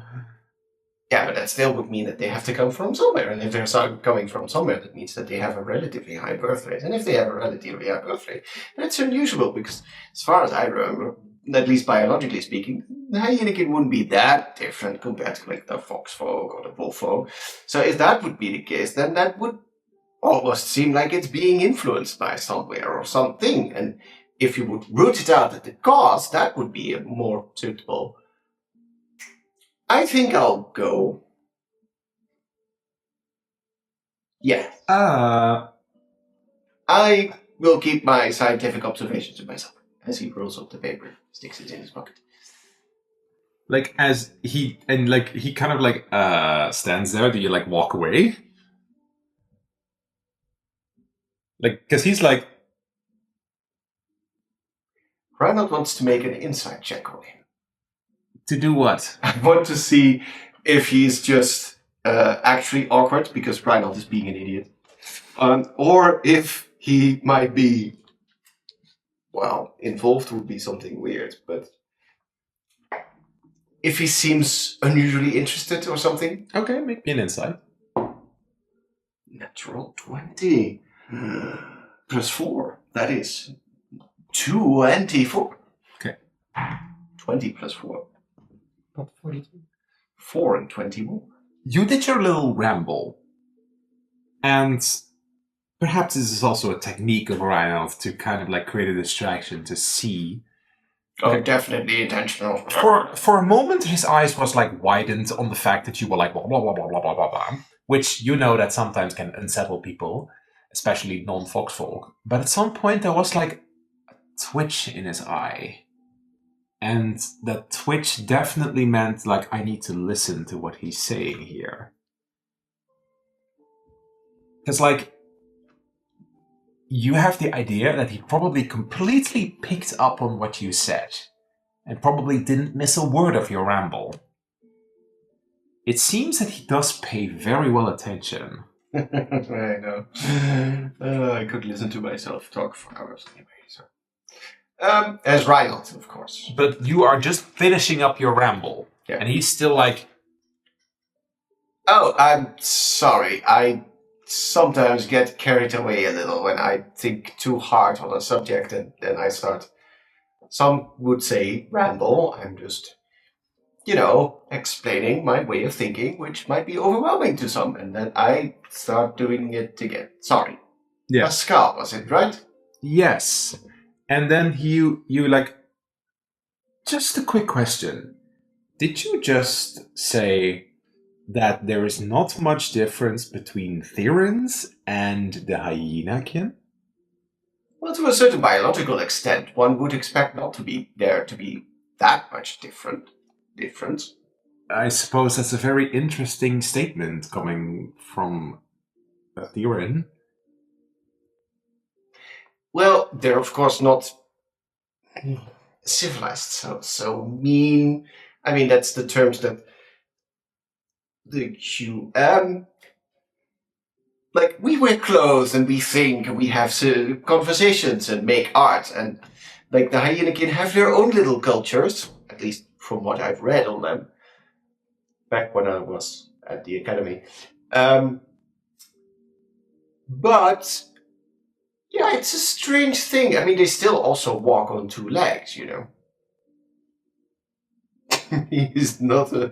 didn't like my statement. Right. Well, I do see that you picked, that you are looking at that note to help the Bubbling Cauldron. Still need to visit that place. Oh, yeah, it's lovely. I'm gonna help a farmer. Good luck. Yes. Good luck, Reinhold.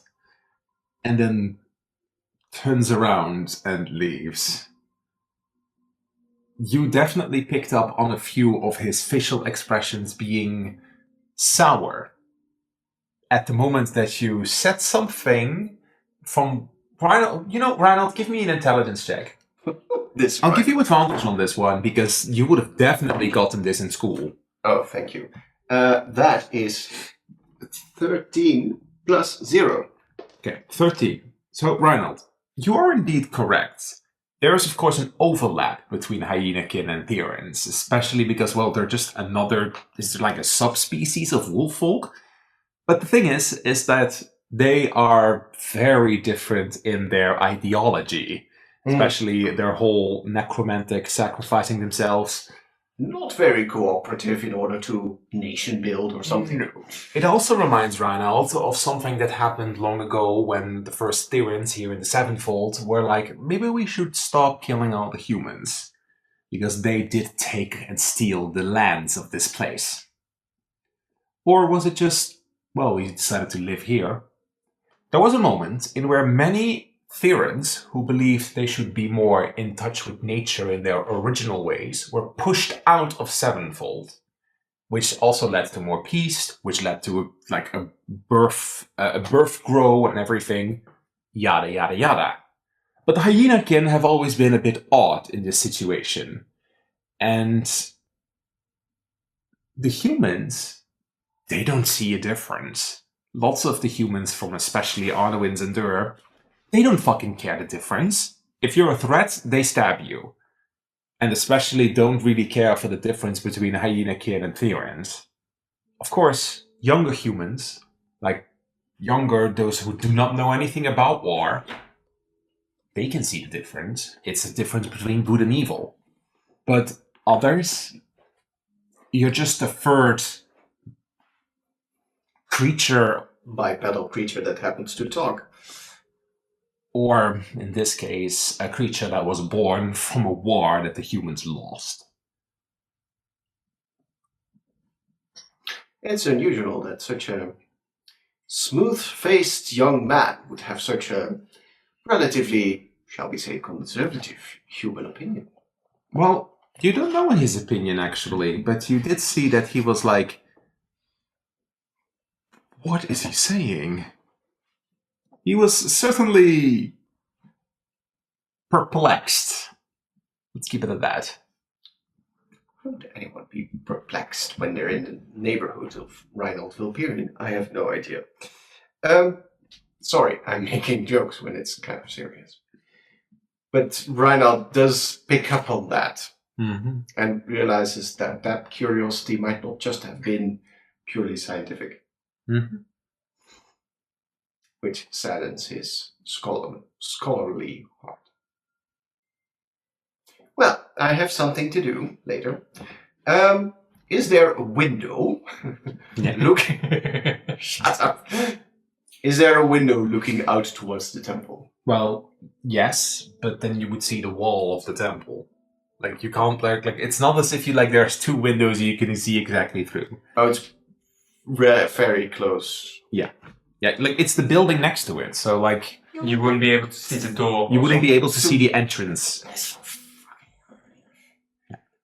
That's just too close. You should have picked a different temple. You've been to a temple like 5 times already. Let me go to a temple. No, it's fine that you find yourself. I think Brigitte might need to do that. But Reinhard wants to spy. How can he spy when you don't pick some place from where he can have a cheap vantage point?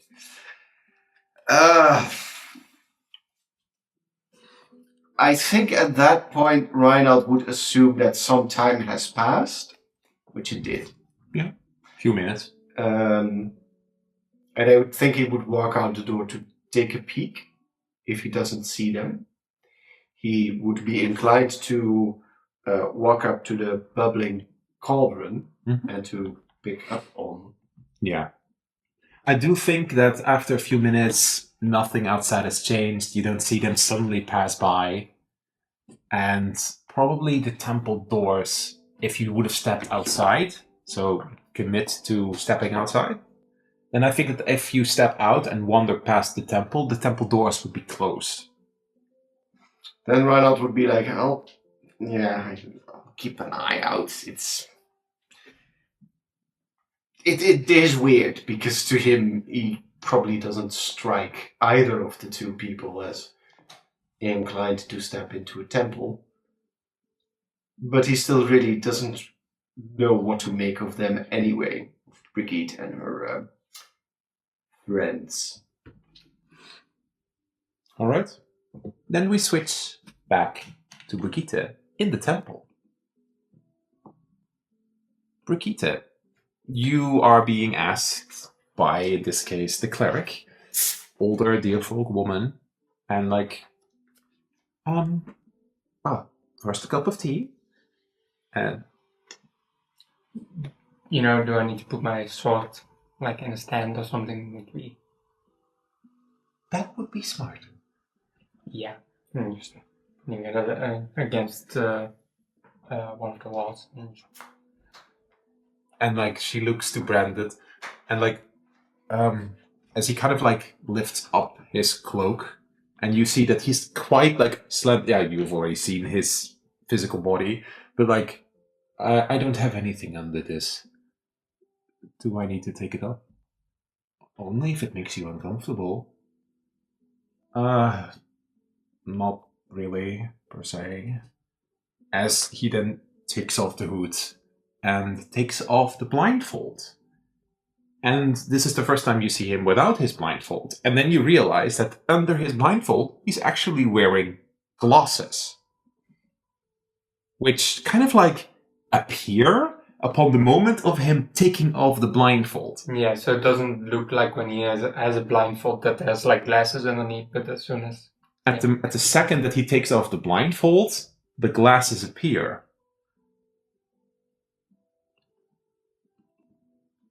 Full of surprises.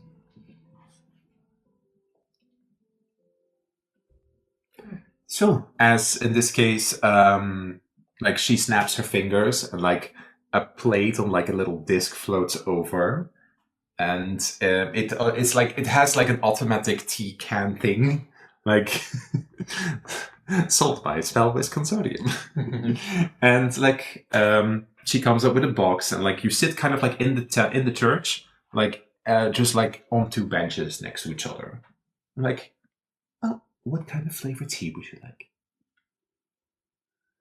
One with a taste. I don't drink the blended. Do you? They have flavors, right? Yeah. What kind of? Why don't you take raspberry? That's nice.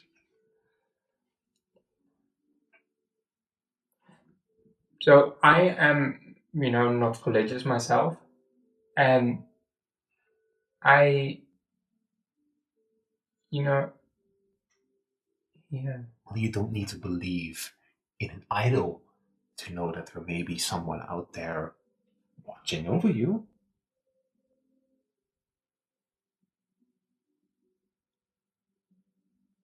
Is something troubling you? Or the both of you, perhaps? You know what? I would love to, take that confession or whatever. Finish your tea. Or just be sitting in silence, just thinking away. And like Brandon does the same in this case.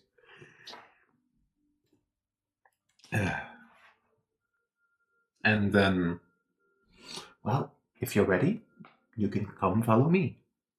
Will you stay here? Sure, I'll wait. Yeah. As he's kind of like staring at the statue of Allura that's in the church. Yeah, and I'll just I'll follow along. You're moved to the side, and like you are being asked to sit on a little bench behind the little curtain. That is probably way too cramped for you initially, because like it's not Brigitte sized, it's Dear Fox sized. It is like quite like high up for like space for the horns, but it is tight. So you are sitting there. I could also leave it open if it's uncomfortable for you. No, it's fine. So I just say what's on my mind.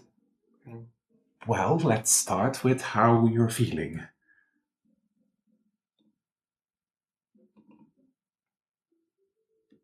Yeah? Is that the correct answer? It is an answer. Did something happen? You don't know because I just met you. I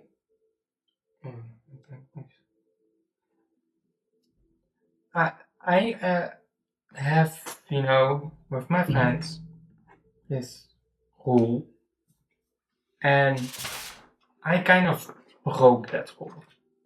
But I wasn't aware at that moment that I did anything to, break that rule. Mm-hmm. I see. And now one of my friends wants to get rid of me out of the friend group. And I was just... The thing is, I completely understand that she wants to do that, and I agree with her, because if I'm in her position, I would have gotten rid of my ass as well. Can I swear in here? It's fine. So I think I just feel like I don't know what to do, because I am allowed to stay in the friend group. I'm just very worried that I'm not able to,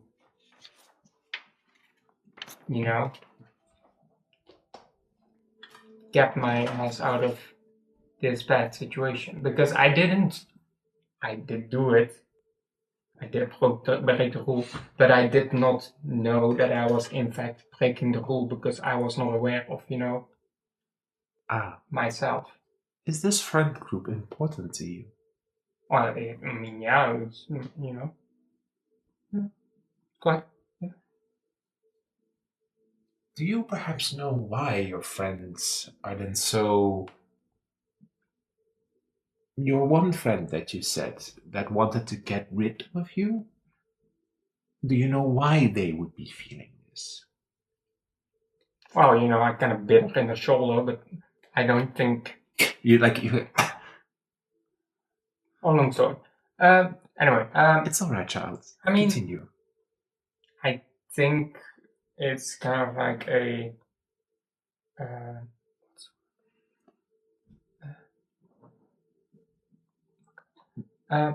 it's kind of like, this thing happened, which was my fault. And then this thing happened, which was also my fault. And I kind of just understand that she kind of is fully done with me. But I do want to apologize to her. But I'm scared that if I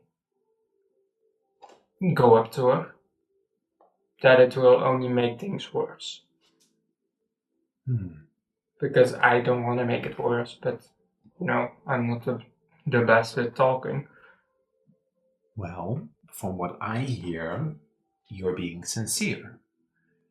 And if you speak from a sincere heart, then those who also feel your sincerity will listen. But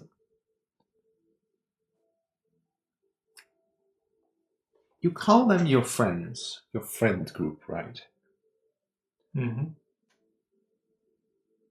But you do not know about a possible reason why they would react so strongly. Is it because you don't know them yet?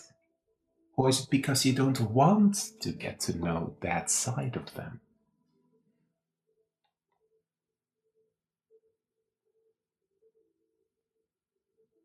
You see, sometimes we put on walls for ourselves to protect ourselves, but then we project them onto others as well.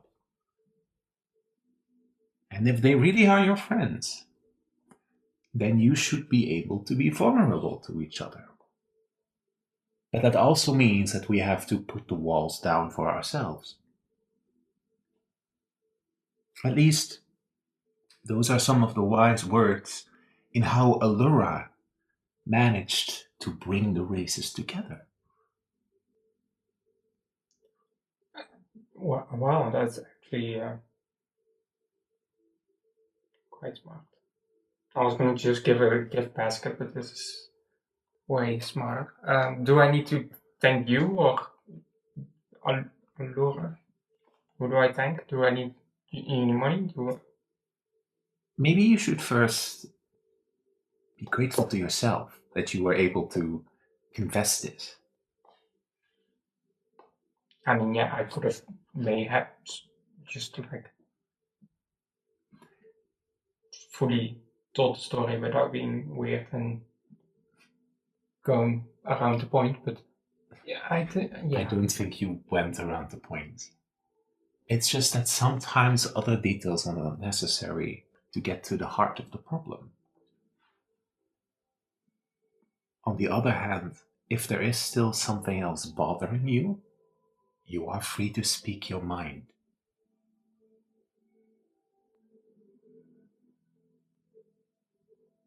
I get the feeling that you're still not telling me exactly about the reason why they wanted to get rid of you.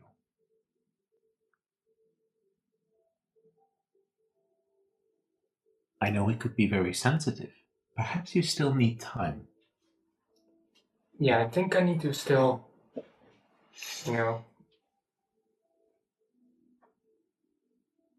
fully realize what the underlying issue is. I know the rule is a big issue, but maybe there's something underneath it.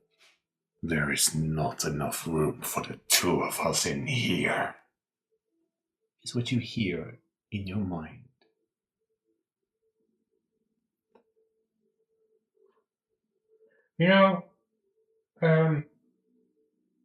I might come back here once in a while Just Of course. maybe I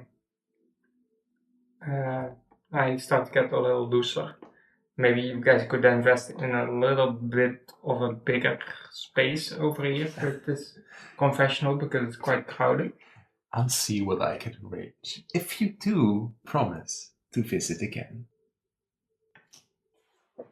I will. Thank you. All right. Is there still something you wish to share right now? No, I'm fine. Thank you once more. Then by the promise of Allura and to Allura, whatever you told me is safe with me. I will stop swearing and shit and stuff. It doesn't offend me. Okay, good, because I was gonna do that. Sometimes it's better to speak from the heart. And, well, there are theories that even Allura wrote down that those who swear are more honest than those who pretty their words.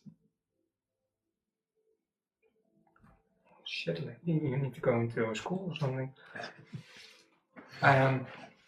Well, as she in this case opens the curtain and opens your curtain.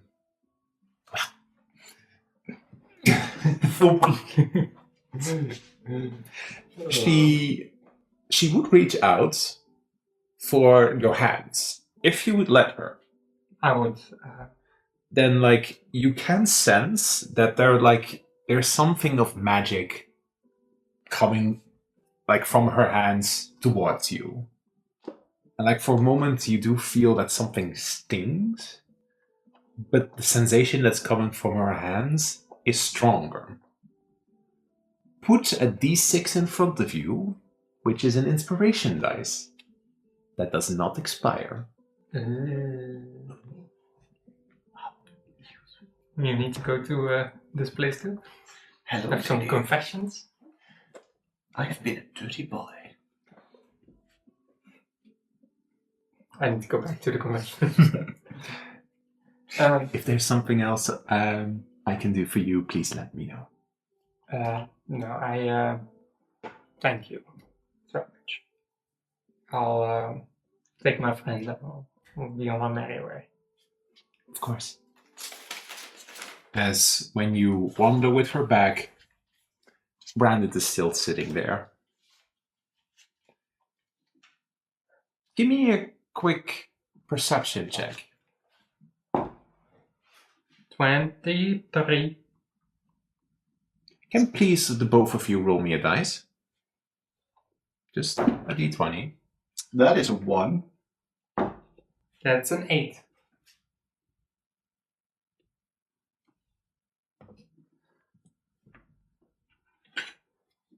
Brigitte, Brandon is sitting a bit more to the left than he originally was.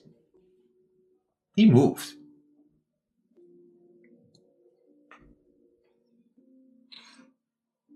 I would notice it, but I wouldn't be like, hey, what the fuck are you doing? But I would just move up to him and be like, if you need a confessional, that lady is quite good. Otherwise, No, not for me. Not for me. Then you need to cover yourself back up, right? Or Brigitte, you can see that Brandon is profusely sweating, as in, it's dripping from the sides of his head. Give me an insight check.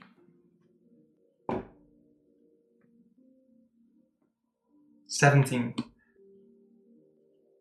You are quite attuned a bit more to nature. It's almost as if you can hear his heartbeat from anxiety. Not particularly that he's warm or hot, or the weather. He's anxious to be in this space. And do we need to get some air? Are you good? Do we need to? Yeah. Let's step out. Yeah.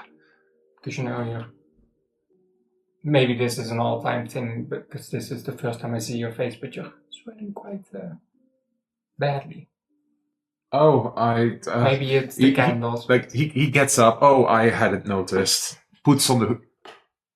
Very obvious, a deflection. Puts on the hood, and just you see the glasses disappear, and he starts to wander out. I'll grab my sword and go after him. Predit would definitely have questions, but there's still a rule, and she already has broken one rule, so she's not gonna force someone to talk. Mm-hmm. So she would just follow Brandit out the door. Yep. Where are you going? Building Cauldron. All right. Reinald, you're standing in front of the bubbling cauldron. It's Reinald.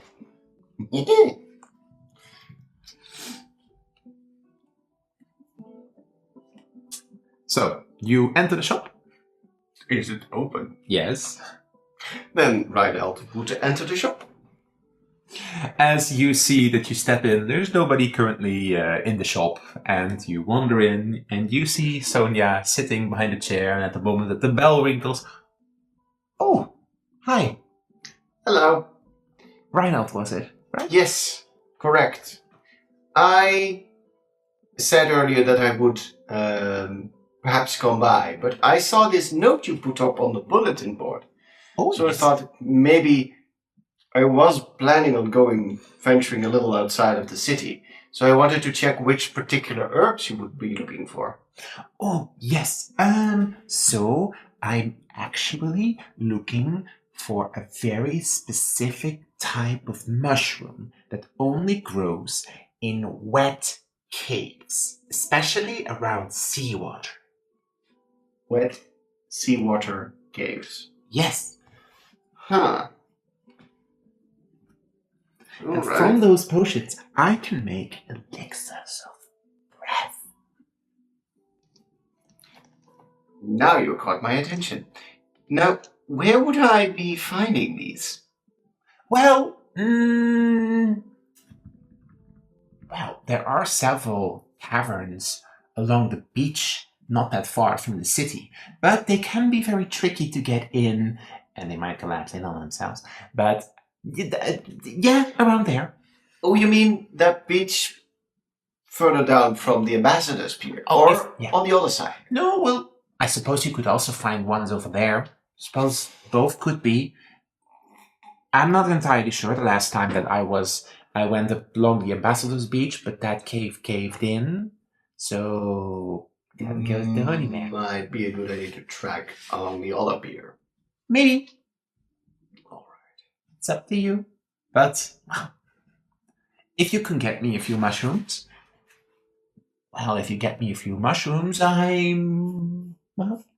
depends. I could compensate you financially, or I could make you a potion. Well, if I bring you an extra, I could indeed use something like that. Sounds fair. I mean, well, we've been into a nasty situation together. You see that I tend to be a more magical sort. Mm-hmm. And then the breath potion works quite well. Yes. I'll get you a special few bags to put the mushrooms in. Do be careful, though. Do not make direct skin contact with them. Or fur contact. And what would happen? I do have gloves. Well, it would irritate your skin, and you would maybe, get unwell. Maybe you have to throw up. It could poison you for a little bit. It's not that bad, but unpleasant. Not the type of mushroom you would want to make a risotto out of. No, definitely not. And do also mind that sometimes these types of herbs and mushrooms attract other sea creatures, and they really like them, and they might sometimes get violent if you take them. Just be mindful. We'll see what we can do. After all, I am a bit of an adventurer. Well, I saw that yesterday. Yeah, took a while to get the ooze stains out of my coat. Oh, advice: if you need to get your clothes very clean, go over to Laundromatties. It's next to At Clay's and Rinks Trinkets. Oh, I've been to Rinks. And to Clay's, actually. Recommend it. I'll keep that in mind. Thank you. Laundromatties is one of my favorite shops in this city. Funny name, though. Yeah. Well, you can become a mutty. And then you can get like a mini membership. And if you visit at least once every 10 days, and you get a stamp. And then if you have 5 stamps, you get your next wash for free. And even like special dry cleaner service. Huh. But then you have to be one of the mutties of Landro. It's a funny word. That's unusual. I would expect most people to just wash their clothes in, bucket of water. Well, you better not say that over at Laundromatties, because Landro will take that very serious and very personal, because what he does to clothes is something that nobody else can, compare. Like, you want to take a whiff? Like, she says this the most innocent way possible. No, I believe you. I do believe that clean clothes is very important. Mm-hmm. Which is why I'm clean. Definitely not because I'm actually. Mm-hmm. Anyway, thank you. I'll go see if I can find some mushrooms. I won't be having anything much to do anyway today, so I'll maybe look into it today or tomorrow. Oh, that would be lovely. I'm not really in a rush, but I do want to sell these potions. And Well, they could go for a pretty penny if exactly. those guards keep their grubby little hands to themselves. Yes, better not mention that to them as well. No, I won't. Well, thanks. Sonia, was it? Yes. Well, thank you, Sonia. I'll get back to you later. Mm-hmm. As Reinald would turn around and would... Yeah. Wander Oh, out the shop. All right. Ooh. We are going to turn this around, as in Reinald rolls for stealth, while Brigitte rolls for perception, as in, do they spot each other? So will they, won't they? Situation. I am connected. I suppose branded also exists. Branded. Somewhat. Exist. 16 plus 2 is 18. Nice. You may roll again. Yeah, rolling in. Or do I need to roll for him? Branded can either give advantage or roll himself. Can you roll for me? Spot you. Well, fine, I suppose. But You're rolling to spot yourself. I'm rolling against my own 18. Good God! 15. Okay. No. 12 that's plus what I 2. was gonna say. What did you want to say? I want to use this, but it's banded. No, you can't use it on branded, unfortunately. Okay, well, in this case, you are not spotted. There is a moment in where Reinald just passes by, and at that moment, these two arrive. Oh, hey, that's the big warehouse. Oh, yeah. All right, but we first move to these two. Just as What do man and the title of this session, Will They, Won't They? That's a good one. Yeah. Branded and Brigitte are standing in front of Sonia's shop by now. Yeah, I'm going in. But no, before I'm going in, I will just quickly mention to Brandon don't mention anything about yesterday. I won't. Oh, neither. Just going in like some sort of... You know what I did yesterday? Murder! Hello, I killed someone. Do you still love me? Please don't kill me. I'm sorry. No, I'll just go in. Hi, Sonia. Hi. How are you doing? Oh, yes. I've been, how do I say it? Yeah, I definitely with that. You were mortar and pestling. I was mortar and pestling the oozes, and I was able to manage lots of the stuff so I could make quite lots of new potions. Because a little while ago, I looked out the window and like lots of guards were showing up, and I think they were going to take lots of stuff from the temple. Yeah, I was there a moment ago. They took a lot of stuff. Like, a lot. I mean, why? Is it a smart thing to immediately start stocking up again? What if they come back here to... Well, I still feel that I have a responsibility to help people. And regardless of what those guards say, I still do my thing, as the people in this city always do. And you're doing that the right way with the not illegal potion. Persuasion or intimidation. This will be persuasion. 16. Insight. Natural 20. For 24. Oh, of course, it's all legal, Brigitte. There's nothing to worry about. You know, I really learned from yesterday. That was quite dangerous. So you're not doing it yourself? You're not collecting these things yourself, are you? No, I'm staying here. Besides, I still need to, make all these potions. Like I said yesterday, I am probably stuffed for the rest of the day and probably tomorrow. So after these 2 days, you're not going out on your own and doing God knows what and get yourself almost, blown up by... That's a very specific word choice, Brigitte. And you say blown up, and Brandon takes one step backwards. Oh wait, Brandon is here. You're there. Hi, Brandon. Hi, Sonia.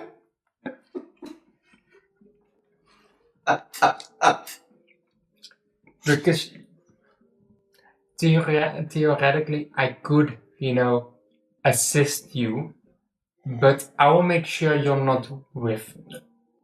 Because I'm not... I will protect you, of course, but I don't want to risk you. I understand. I'm sorry that I was such trouble yesterday. Oh, you were not trouble. It was more of those ooze thingies that were the trouble. And yeah. Brandon started listening in. I was wondering about... Oh yeah, Brandon, don't listen. He stands there. So... Wait, you two are friends now? And Brandon's kind of like, give me an insight check, Brigitte. 10. Disadvantaged. Charisma save. Oh dear. Ooh. 0. 0. Okay, Brigitte, you see that you two are friends, and you're like, shh, and then your eyes go to Brandon, and it's not a blush from romantic, but from awkward, underneath his mask, he's like. I mean, we're doing some stuff around town. Yeah. Okay. Next. I don't remember what was it. About this, I'm still stuck on why that room was locked. Because you didn't lock it. No. That thing didn't lock it, I assume. What thing? Says Brandon out loud. Yeah, what thing, really? You know, this... I don't know. Sonia looks to you. Well, if you're both friends now. I suppose. So yesterday, Brandon, we went down into the sewers. We saw strange masked Thyrans wander around, and one of them was cornered by the oozes that accidentally grew from my thing, and somehow the door was opened, and somehow the door was opened, and I didn't open the door, but then my oozes got out, and then it stuck to the ceiling, and then this foxman showed up, and he almost saved Brigitte and me from it dropping on top of our heads, and then it split into multiple parts when Brigitte were cut it through, and and then at some point I noticed a sound from further into the cave that was broken open, and well, you know what, thinking back on it, it was a bit weird that the sewer system was suddenly broken open into that part of the mountain, and I was like, huh, what's going on over here? And I saw that the masked Theron was being cornered at some little makeshift dock that was just there out of the sudden, and then at that moment that he was cornered, and then he said something, but I couldn't understand it. I think that Brandon does enough. Brandon started I think Brandon has learned enough of yesterday's activities. Well. Yeah. So a door was being opened by someone, but you couldn't find any trace of something. Yeah, and you know, there was this guy. What was Sonia? What his name? Reinhard. Reinhard. This foxfolk. He was. Reinhard. That wasn't that the one that you. I didn't tackle him. I'm so sorry. So sorry. So yeah, I didn't tackle him, if that's what you're hearing. I didn't manhandle him, Well, but I did pick him off the street. They could have used a spell, perhaps, to open the door. Oh! That is... See, Brandon, you're quite smart. That's why I took you on this, adventure. I do know of a spell. I don't know how to cast it, but I know of a spell. Wait, you're a spellcaster, Brandon? I shoot fire. Yeah, but that doesn't mean that you're a spellcaster. Right. Yeah. Right. So, yeah. But tell me, what kind of spell? Well, there is a spell called Knock. It makes a lot of noise, but it can open doors for a while. So, it's not that difficult. Yeah, we're just rambling at this point. Is there anything I can do for you? Has anything unusual popped up around here? You need... Sonia makes a roll if she mentions Reinhold. Alright. Well, I'll still be busy making healing potions and stuff. But I did put up a notice board thingy a few days ago. And funny that you mentioned him earlier, but Reinhold did show up earlier and he asked to help. And so I said yes to get a few herbs from the caves at the beaches outside. At that moment, pause for a second, as we shift to Reinhold for a second. Reinhold, what are you going to do? Because this can affect each other. What are you going to do? It is around 2 in the afternoon. Plenty of time. Exactly. That is what Reinhard thinks to himself. He did make a note. He did make a point of looking at the large building, Does it have a sign? Well, you see that from a distance that it is a very large warehouse, but it has been also from the outside remodeled into like a family home. Yeah. Like, you can see this.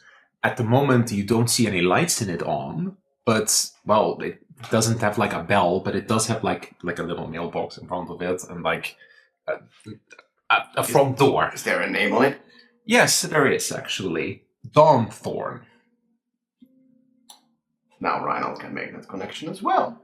Dawnthorn is actually on your contacts list. Exactly. Which is why I now understand why he mentioned this, because obviously the perfection. So Reinhold makes a note. Oh, so that's why he wanted me to. Yeah, in case Reinhold, of perception check. 11. Nothing. Can I redo? No. Damn it! Quick save. Just see, Reinhold! Use your eyes! You dumb fox. But yeah, he makes that note, and I think he would generally be like, oh, how difficult could it be to pick up some mushrooms and get them out of crab's claws or something. So he would inclined to be walking towards the crow's pier and then look forward towards some caves. All right. For this, at some point, you can either go to the beach towards the Ambassador's Pier or go to the beach of the Crow Streets, basically. So, like, west or east.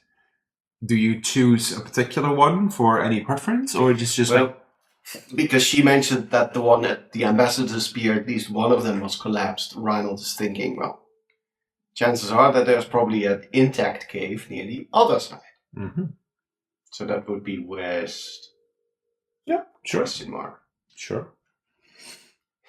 For this, you are going to give me either nature or survival. Up to you. Survival is +1, and nature is +0. Survival! Fuck. I'm going to roll other dice. 8. 8. Okay.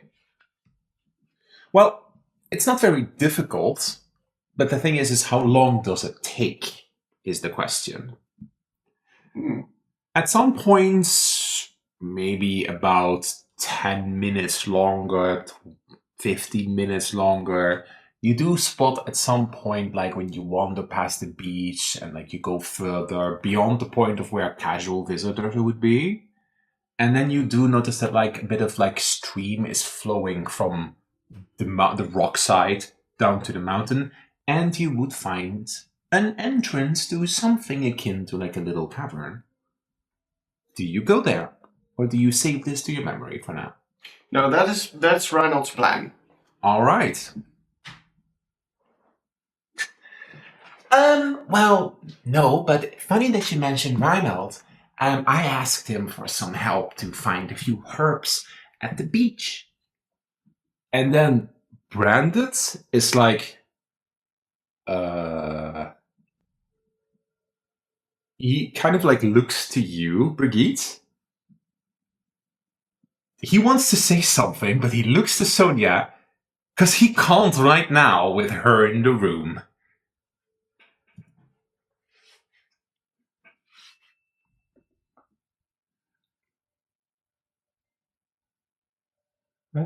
You had a confession. It left a little nasty, which they buried at the beach. But I forgot about that, but it's fine. it's a different beach, at least I assume. You don't know. I don't know. Reinhold doesn't know. You would. I would also not know because they didn't tell me. But didn't you see them? Actually, It was just that side like- story. true. No, actually not. Cold Rock shouted to you they're dumping a body on the beach. But Brandon knows. Because he wasn't there where they buried it, but he overheard everything.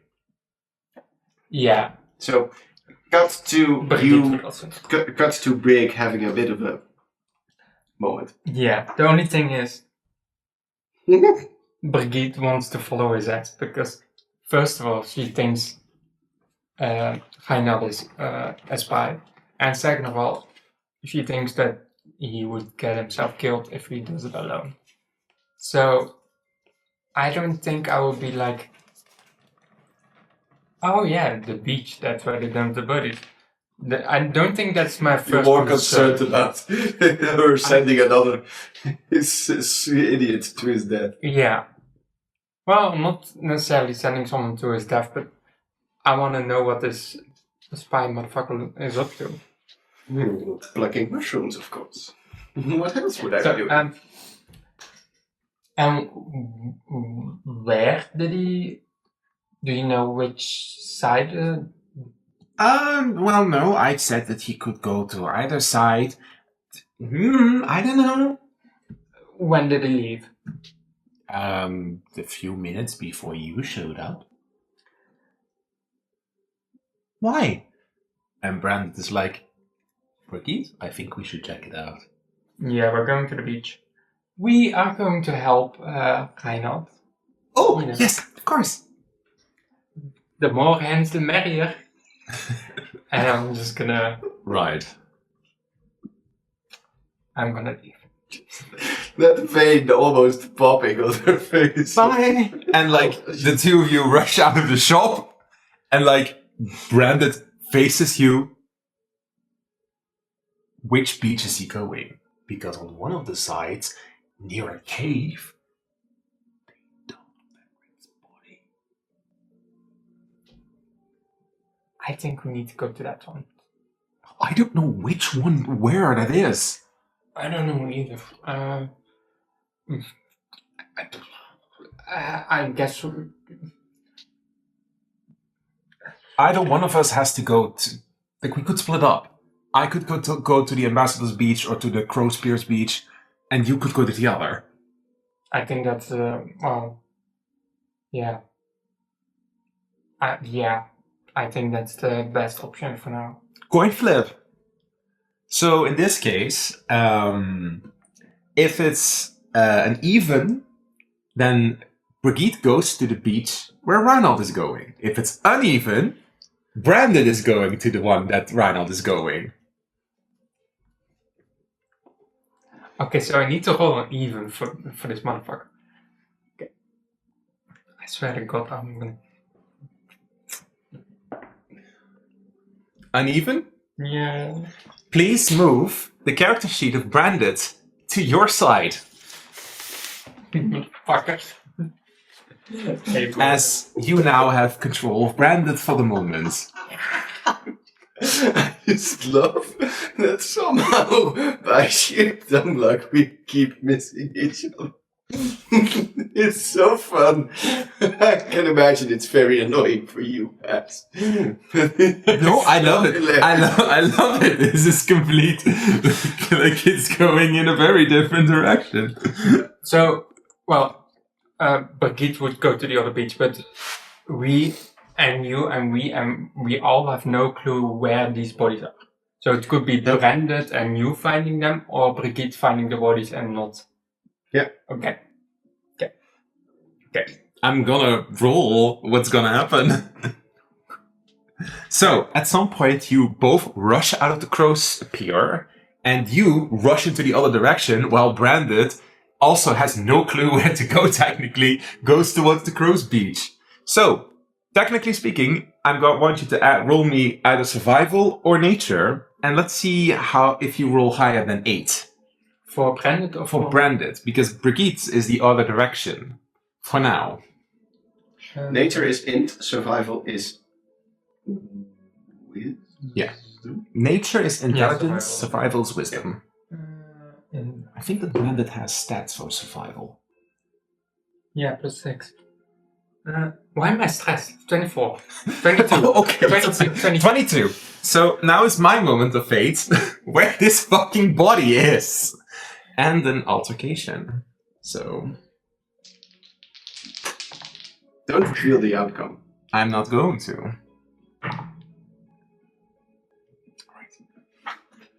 We're going to do first Brigitte. Because Brigitte, you are rushing towards the other side. And you are arriving in... fast as motherfucker. Yeah, you're running. You're fast. And when you notice, when you get to the Ambassador's Pier, you see lots of people are standing around like in a circle. And the best thing that I can describe this for now is the following. Is that when you get to like around the docks here,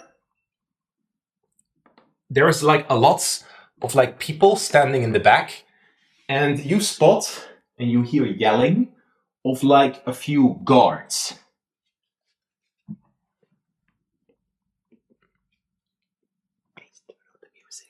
Oh, sorry. I want music for this. I thought... And you're rushing from the other side. You can't see what's going on, but you just hear, back, beast! What do you do? I'm gonna quit running. I'm gonna use Pass Without a Trace. Yeah. And I wanna... there's not really a other way to reach the beach, right? No. It's that way. But like the way towards the beach is blocked, and like there's like people you see the priest from the temple that you've spotted a few times is like looking over the situation. You see a few people from like the warehouses getting out. Also, some of these characters are showing up, and they are kind of like observing this scene unfold as lots of people are like making a crowd. And you hear the guard shout, but you still, from your perspective, cannot see. While you have passed without a trace up, you could slip by. But how do you do this? How big is this crowd? It's like 10, 20, 30, like how... From your perspective, it would be around 10 commoners, 4 guards, and the big guy. And something behind it as like an altercation. Something is happening, but you can't see it yet. You could push your way through. Yeah, Get but then in front of the crowd. Yeah, what I'm gonna do is go towards the crowd and just kind of blend in for a moment. All right, and of course you're higher, so like you're bigger, so you kind of like push your way through. That you're like effectively behind 4 guards who are kind of like blocking off the people. As you spot a wounded, completely covered in wounds, Yeah. can't speak human or common. Yeah, but it's one of the Spice Bros. It is Pepper, and it seems clear that he wants something, but he can't communicate it properly, and the guards see it as like some beast. But they're just kind of like holding out their spears to push him out. And at some point, when you're making in the crowd, he sees a face that he recognizes and respects.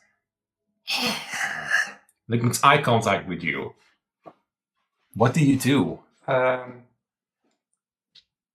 I walk further, or will the guard just push us away as well? Well, you kind of like imagine if like police is standing in front of you, like they are kind of like keeping the people away from the issue.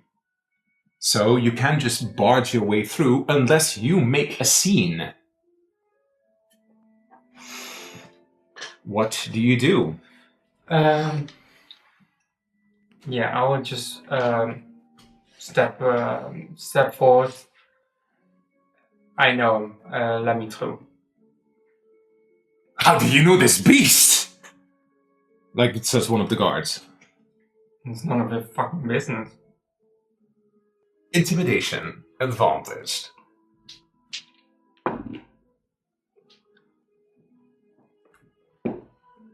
Uh, 17, 38, 16. Okay. Okay. All right. Boss! And like, Pepper makes eye contact with you and like tries to communicate something. He's not being violent. You can see that. He's very like, I need something. And you see that the big guard, Osian, is like sees this and like boss. And like he can also see that this creature is responding to you. And like we either stab it or like Pepper makes eye contact with you. Is he standing or laying on the ground? No, he's standing, as in literally like wounded, like. Then I would kind of like grab him in a sportive way and just walk a little bit further onto the beach to create more of a distance. Okay. You see that the big guard is like, but the creature listens to you. He follows you. He comes along with you. And at that moment he says, "Everyone, out! Show is over! Get lost!" The guards remain standing while one of the guards pushes the people away. What do you do? Salt and pepper, they can speak half-ish. Half-ish. It's not common, it's not Terran, it's just... No, it's Aquan. But they can understand basic words.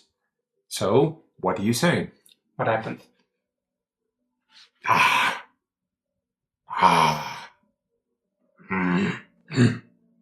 Bro. Something happened to Salt. Where? Points to the other beach. Is it? These beaches are not connected, right? No. No. But the ocean is. Yeah. And it looks like he's soaking wet. Like the blood is like seeped onto his skin and his scales. But like, it's still there. It seems as if he indeed like came up from the water on this side and then was like cornered by the guards. I am going to pour a healing potion into him. All right.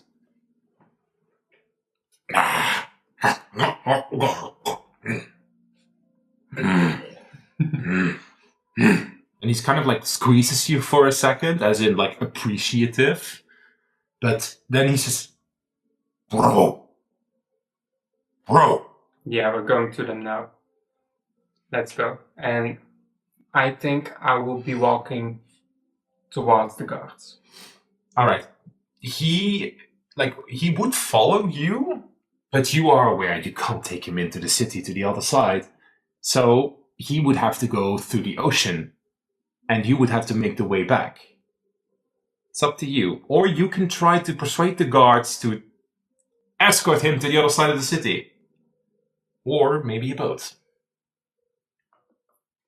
But considering that the guards were already on edge, it may be difficult. Not impossible.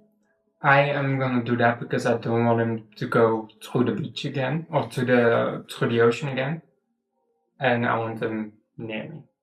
Alright. So I'm gonna do that shit. So, it will be difficult. So, the big guard is like, what are you doing with this sea filth? He needs to go to the other beach and I'm gonna escort him. So I'm making sure he's not doing anything weird. You're not going, like, okay, first roll me persuasion. Difficult. 13.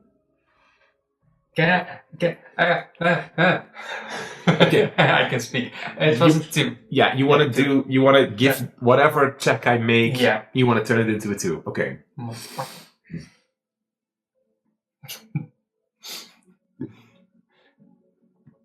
Not over the streets. You.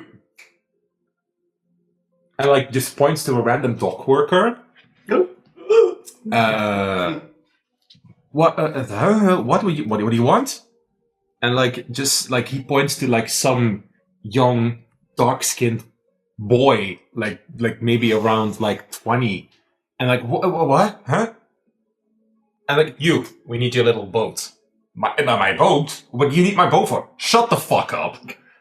like He's so done with it. like steps to the side, follow.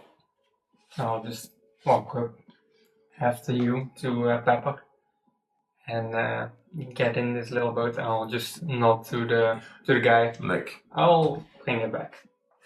Hopefully. I will see you at dusk at the assessor's office. Understood? I have questions. I'll see if I can make it. And then You I'll will just stop. make it. And like he shouts, you will make it, or you will be arrested. Understood? I'll just start And then rowing. he would turn his back on you. He would address one of the guards, and you can see that they're like they're running. So like they're probably going to see whatever the fuck you're up to. Like Pepper is like befuddled by this little boat because he's Why am I not in the water, yet moving through the water? and we are going to switch back to you. Hello there, it's me, Rideout, walking straight into some horrible situation, probably. But that is like half of his life. He just casually walks in on like a, I don't know, necromantic ritual or something. Ronald, please put yourself over there at the edge, where at some point you spot basically two entrances where the water flows out and where there's like a little pathway. Ha! I am walking to the beach and I'm going into the cave. That's lovely. I knew that the lessons of Professor Vanderwild would work out quite wonderful. You know, these remind me of the sea caves near Salmon's Run. Mm-hmm. So I do not want to get my feet wet. So I'll probably just go through the dry entrance.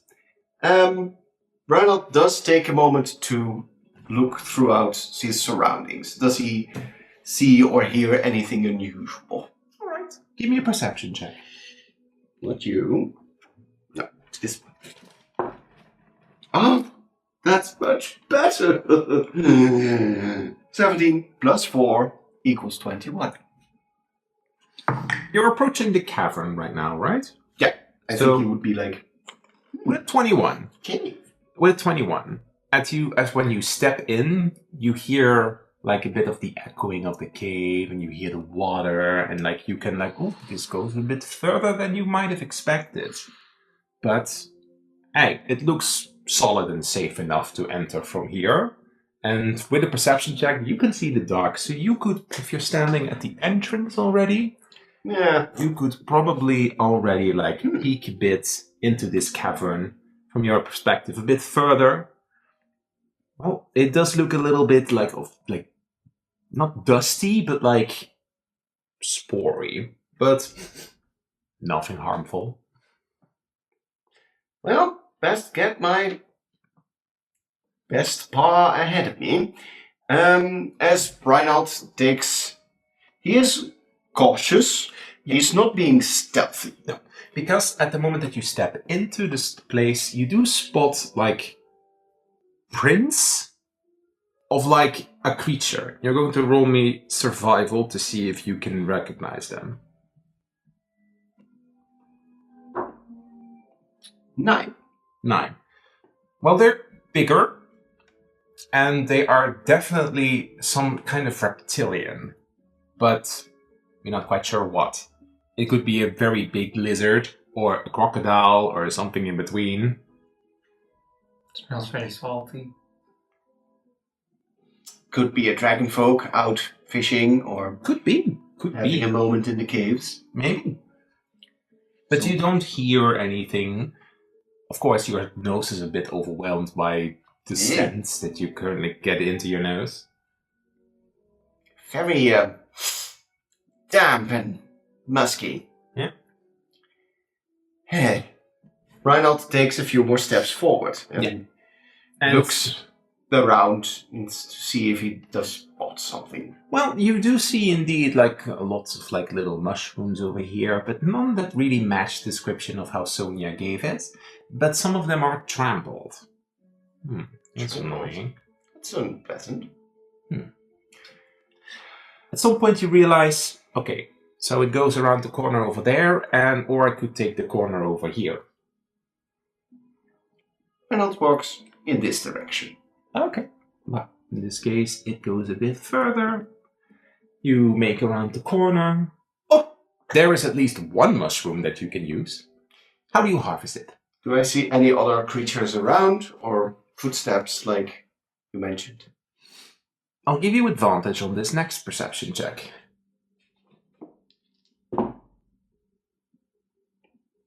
That is 10 or 22. 22. At some point, when you are plucking up this mushroom, carefully putting it into the bag that Sonia provided to you, there's room for enough more, you could hear something scrape. Something from further in on the other side. It was quite loud as in it echoed. It was like something scraping. When you mean other side, do you mean here or there? There, as you There. are there. Yeah, I'm here. Yeah. Well, Rydell would be like, I'll just move over here then. Alright. And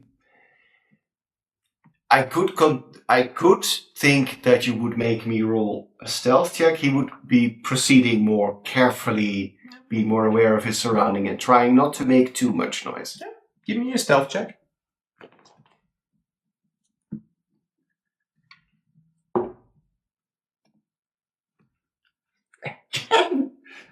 Again, it rolls on the 16 and then decides to roll back.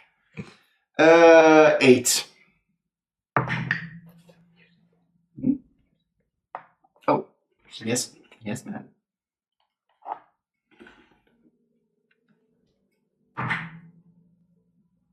Oh. Suddenly, Another mushroom! What do? As, around the corner, a little bit, just around the edge. You for a find moment another there, I thought somebody else was doing it. I think Reinald would approach that mushroom as well, relatively carefully, trying to be aware of his surroundings. Walk up to the mushroom, just like the last one, grab it with his gloved hand, the dagger, put it back in the bag. At the moment that you are carefully doing this, it takes you half a minute. Somebody comes rushing at the beach. Brandon shows up. Oh no! Brandon at some point sees indeed water flowing out and then spots a cave entrance. What do you do? I think Brandon would first look around the beach, making sure he's not, or that Reinhard is not in a different cave. Give me a perception check. 16. 16. You definitely spot foxy paws prints in the sand towards the beach cavern. Yeah, then I'm going in. You're standing at the entrance. From your perspective, there's an issue. He does not have dog vision. Mm-hmm. Well, he has fire. I think he will just do a little produce flame or whatever that he has. Now he has light, which is a little flame for him. Yeah. Little light. Making sure he has some light Yep. and His vision is much shorter now. Yeah. Effectively speaking, he can see that there's at least two directions. You rolled 9 for stealth, right? But you're not being that loud. Give me a perception check on hearing. 16 again. With a 16, I'm going to say, in this case, that you hear scraping coming from the other side. But you do not hear Reinhold just slightly like taking out a mushroom. Oh, that's a thick one. Yeah, the scraping would be louder. What do you do? Do you head into the direction of the scraping, or do you not? Is that like... I'm trying to feel like... Yeah, it's kind of like... Is it horror movie scraping like... Or is it like just Claws. yeah. That's an interesting one. Only survival with him. Yeah, it's just a one scrape or is a Oh, you poor unfortunate soul. 7. Can't tell the difference right now. So not your one. Well, then he would go to the. Like Brandon To the is sound. worried. He's like, fuck. What the fuck is this fox? What do you do? He will probably go to the sound then, I think. All right. Then you are slowly heading into the other direction. All right. You go a bit further, a bit further, a bit further, until like there's around the corner. And then when you're at the corner, you realize if you go further, then you lose the line of sight from the cave entrance. Do you go further with your little light?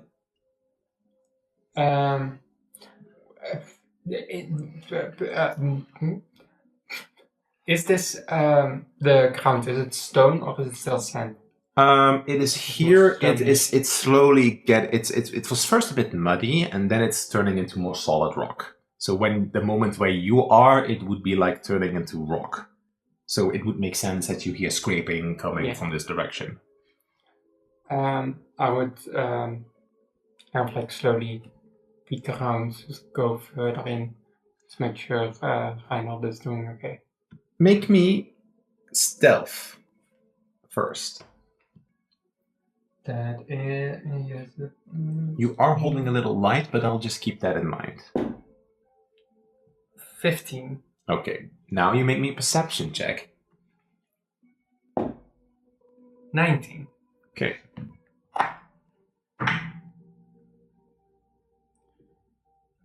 So, when you come a bit further, you see a bit of a clearing.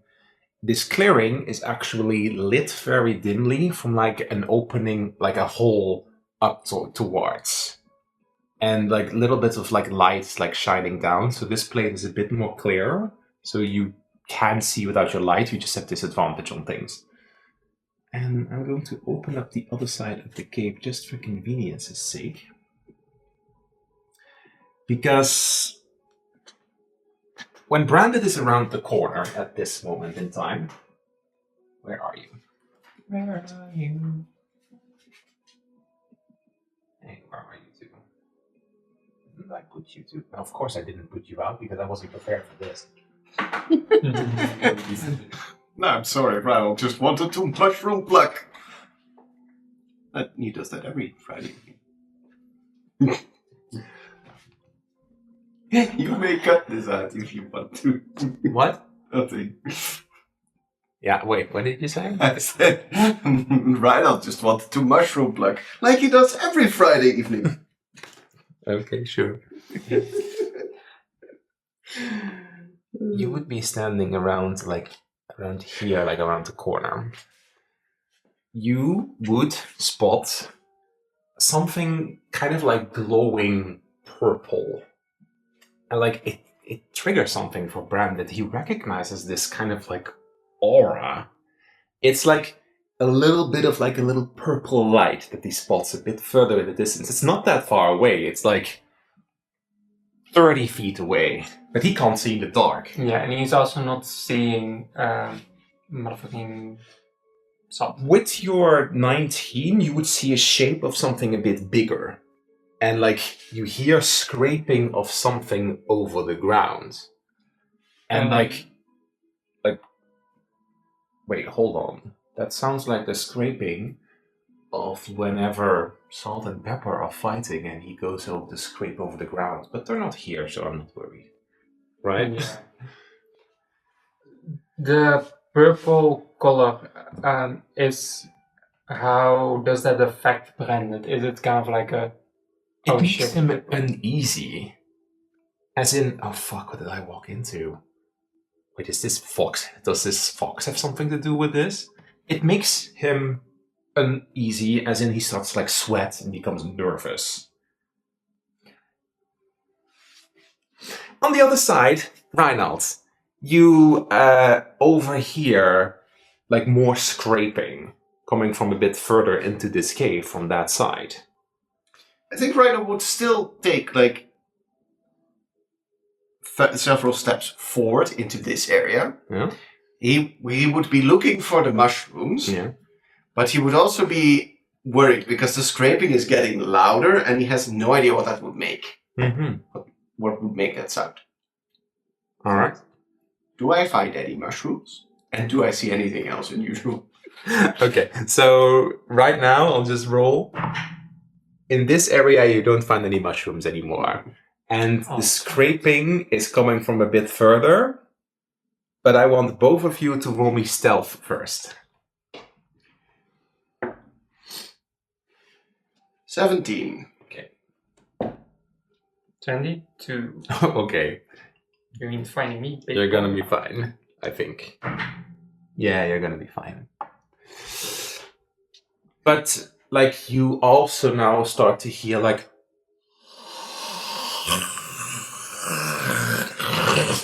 like, as in, like, pacing over, like, the ground, like... And now you are hearing, like, breathing of some kind of creature. Don't be scared, don't be scared. Where's my pencil? And Where is my pencil? Branded is standing there. What does he do? What does Reinald do? Reinald would be interested now, but he understands this might be a problem. And I think he would also move forward a little bit more like towards there. Like you have this corner here. He would peek around the corner. Do you have how far does your dark vision go? 60 feet, right? Yeah. Okay.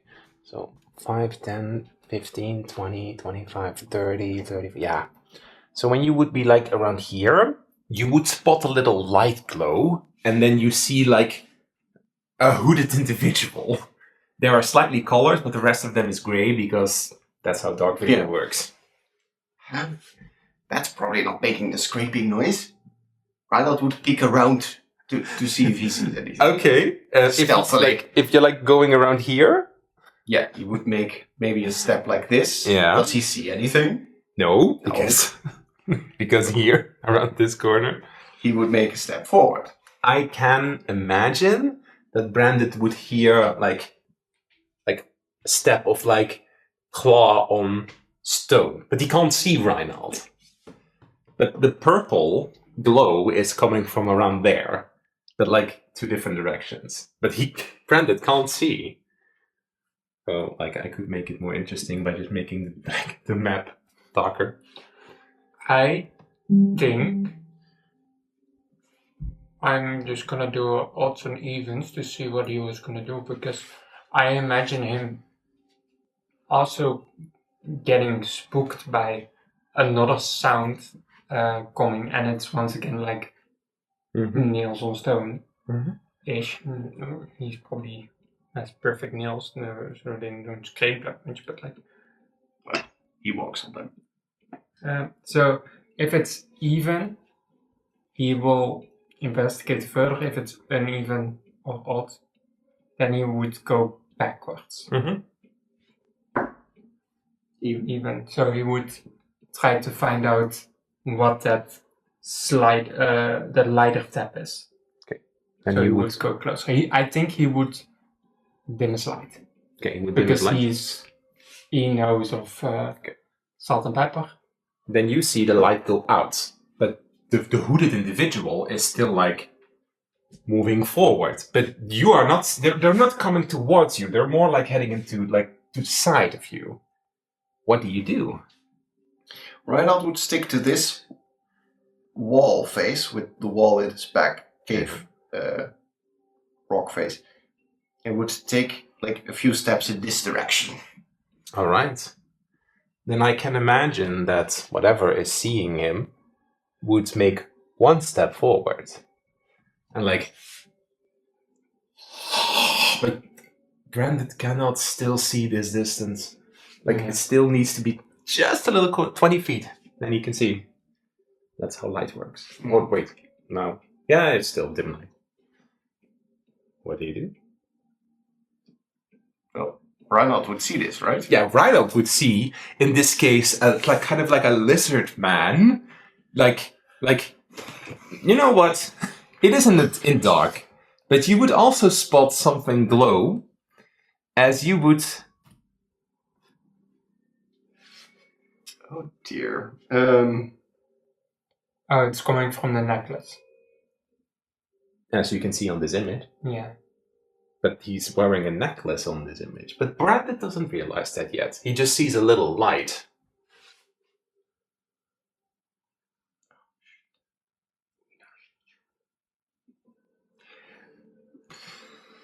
I think Reinald, if he shouts, he would attract attention, and they would both be in trouble.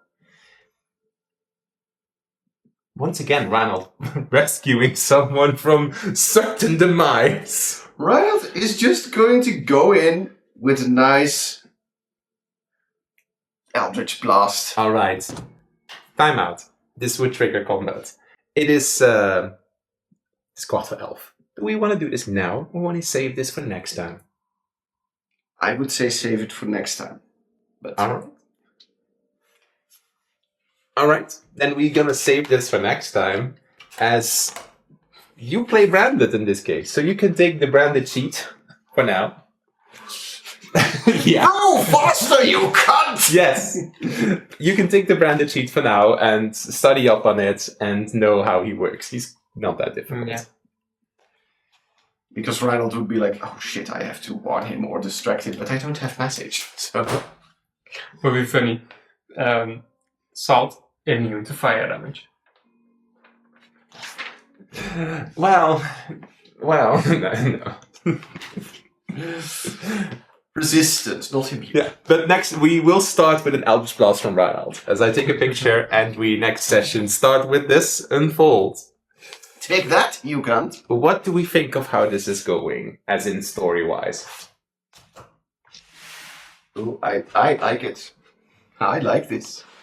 Because finally, Reinald will prove, without a shadow of a doubt, to every family member, except for Brigitte, that he is trustworthy and willing to save people. But Brigitte will keep finding him suspicious. And like, first Sonja, now Brandon, then Gurak, and then all the other idiots. Well, the thing is, if Brigitte, I forgot my own name. If Brigitte would come up to this situation, she would see you attacking Salt. So I can imagine. Yeah, but that's the juicy part about it. You could interpret it both ways. Like Reinald is doing this to distract the big thing that he clearly is not seeing away from him, so that together they might bring him back under control. But if you would just, burst in, you would be like, oh no, he's killing my friends. Yeah. In that exact voice and intonation. But yes. No, but it is coming along very funnily. We're slowly getting there, mate. Don't worry. We'll be best friends until yesterday. It's just so funny that we're just both not trusting each other, walking behind each other. Oh, now I'm walking behind you because you didn't spot me. Now I'm walking behind you because you don't spot me. That's cool. Yeah, this session is definitely called Will They, Won't They? Also with the Nightly Endeavor, you just go in there and just everything is happening. And everyone complains about Reinald being a bad spy. Would a bad spy be able to keep away from his primary target that long? So, fun fact: the Nightly Endeavor is now also on the map and is a visitable location. It's canon now.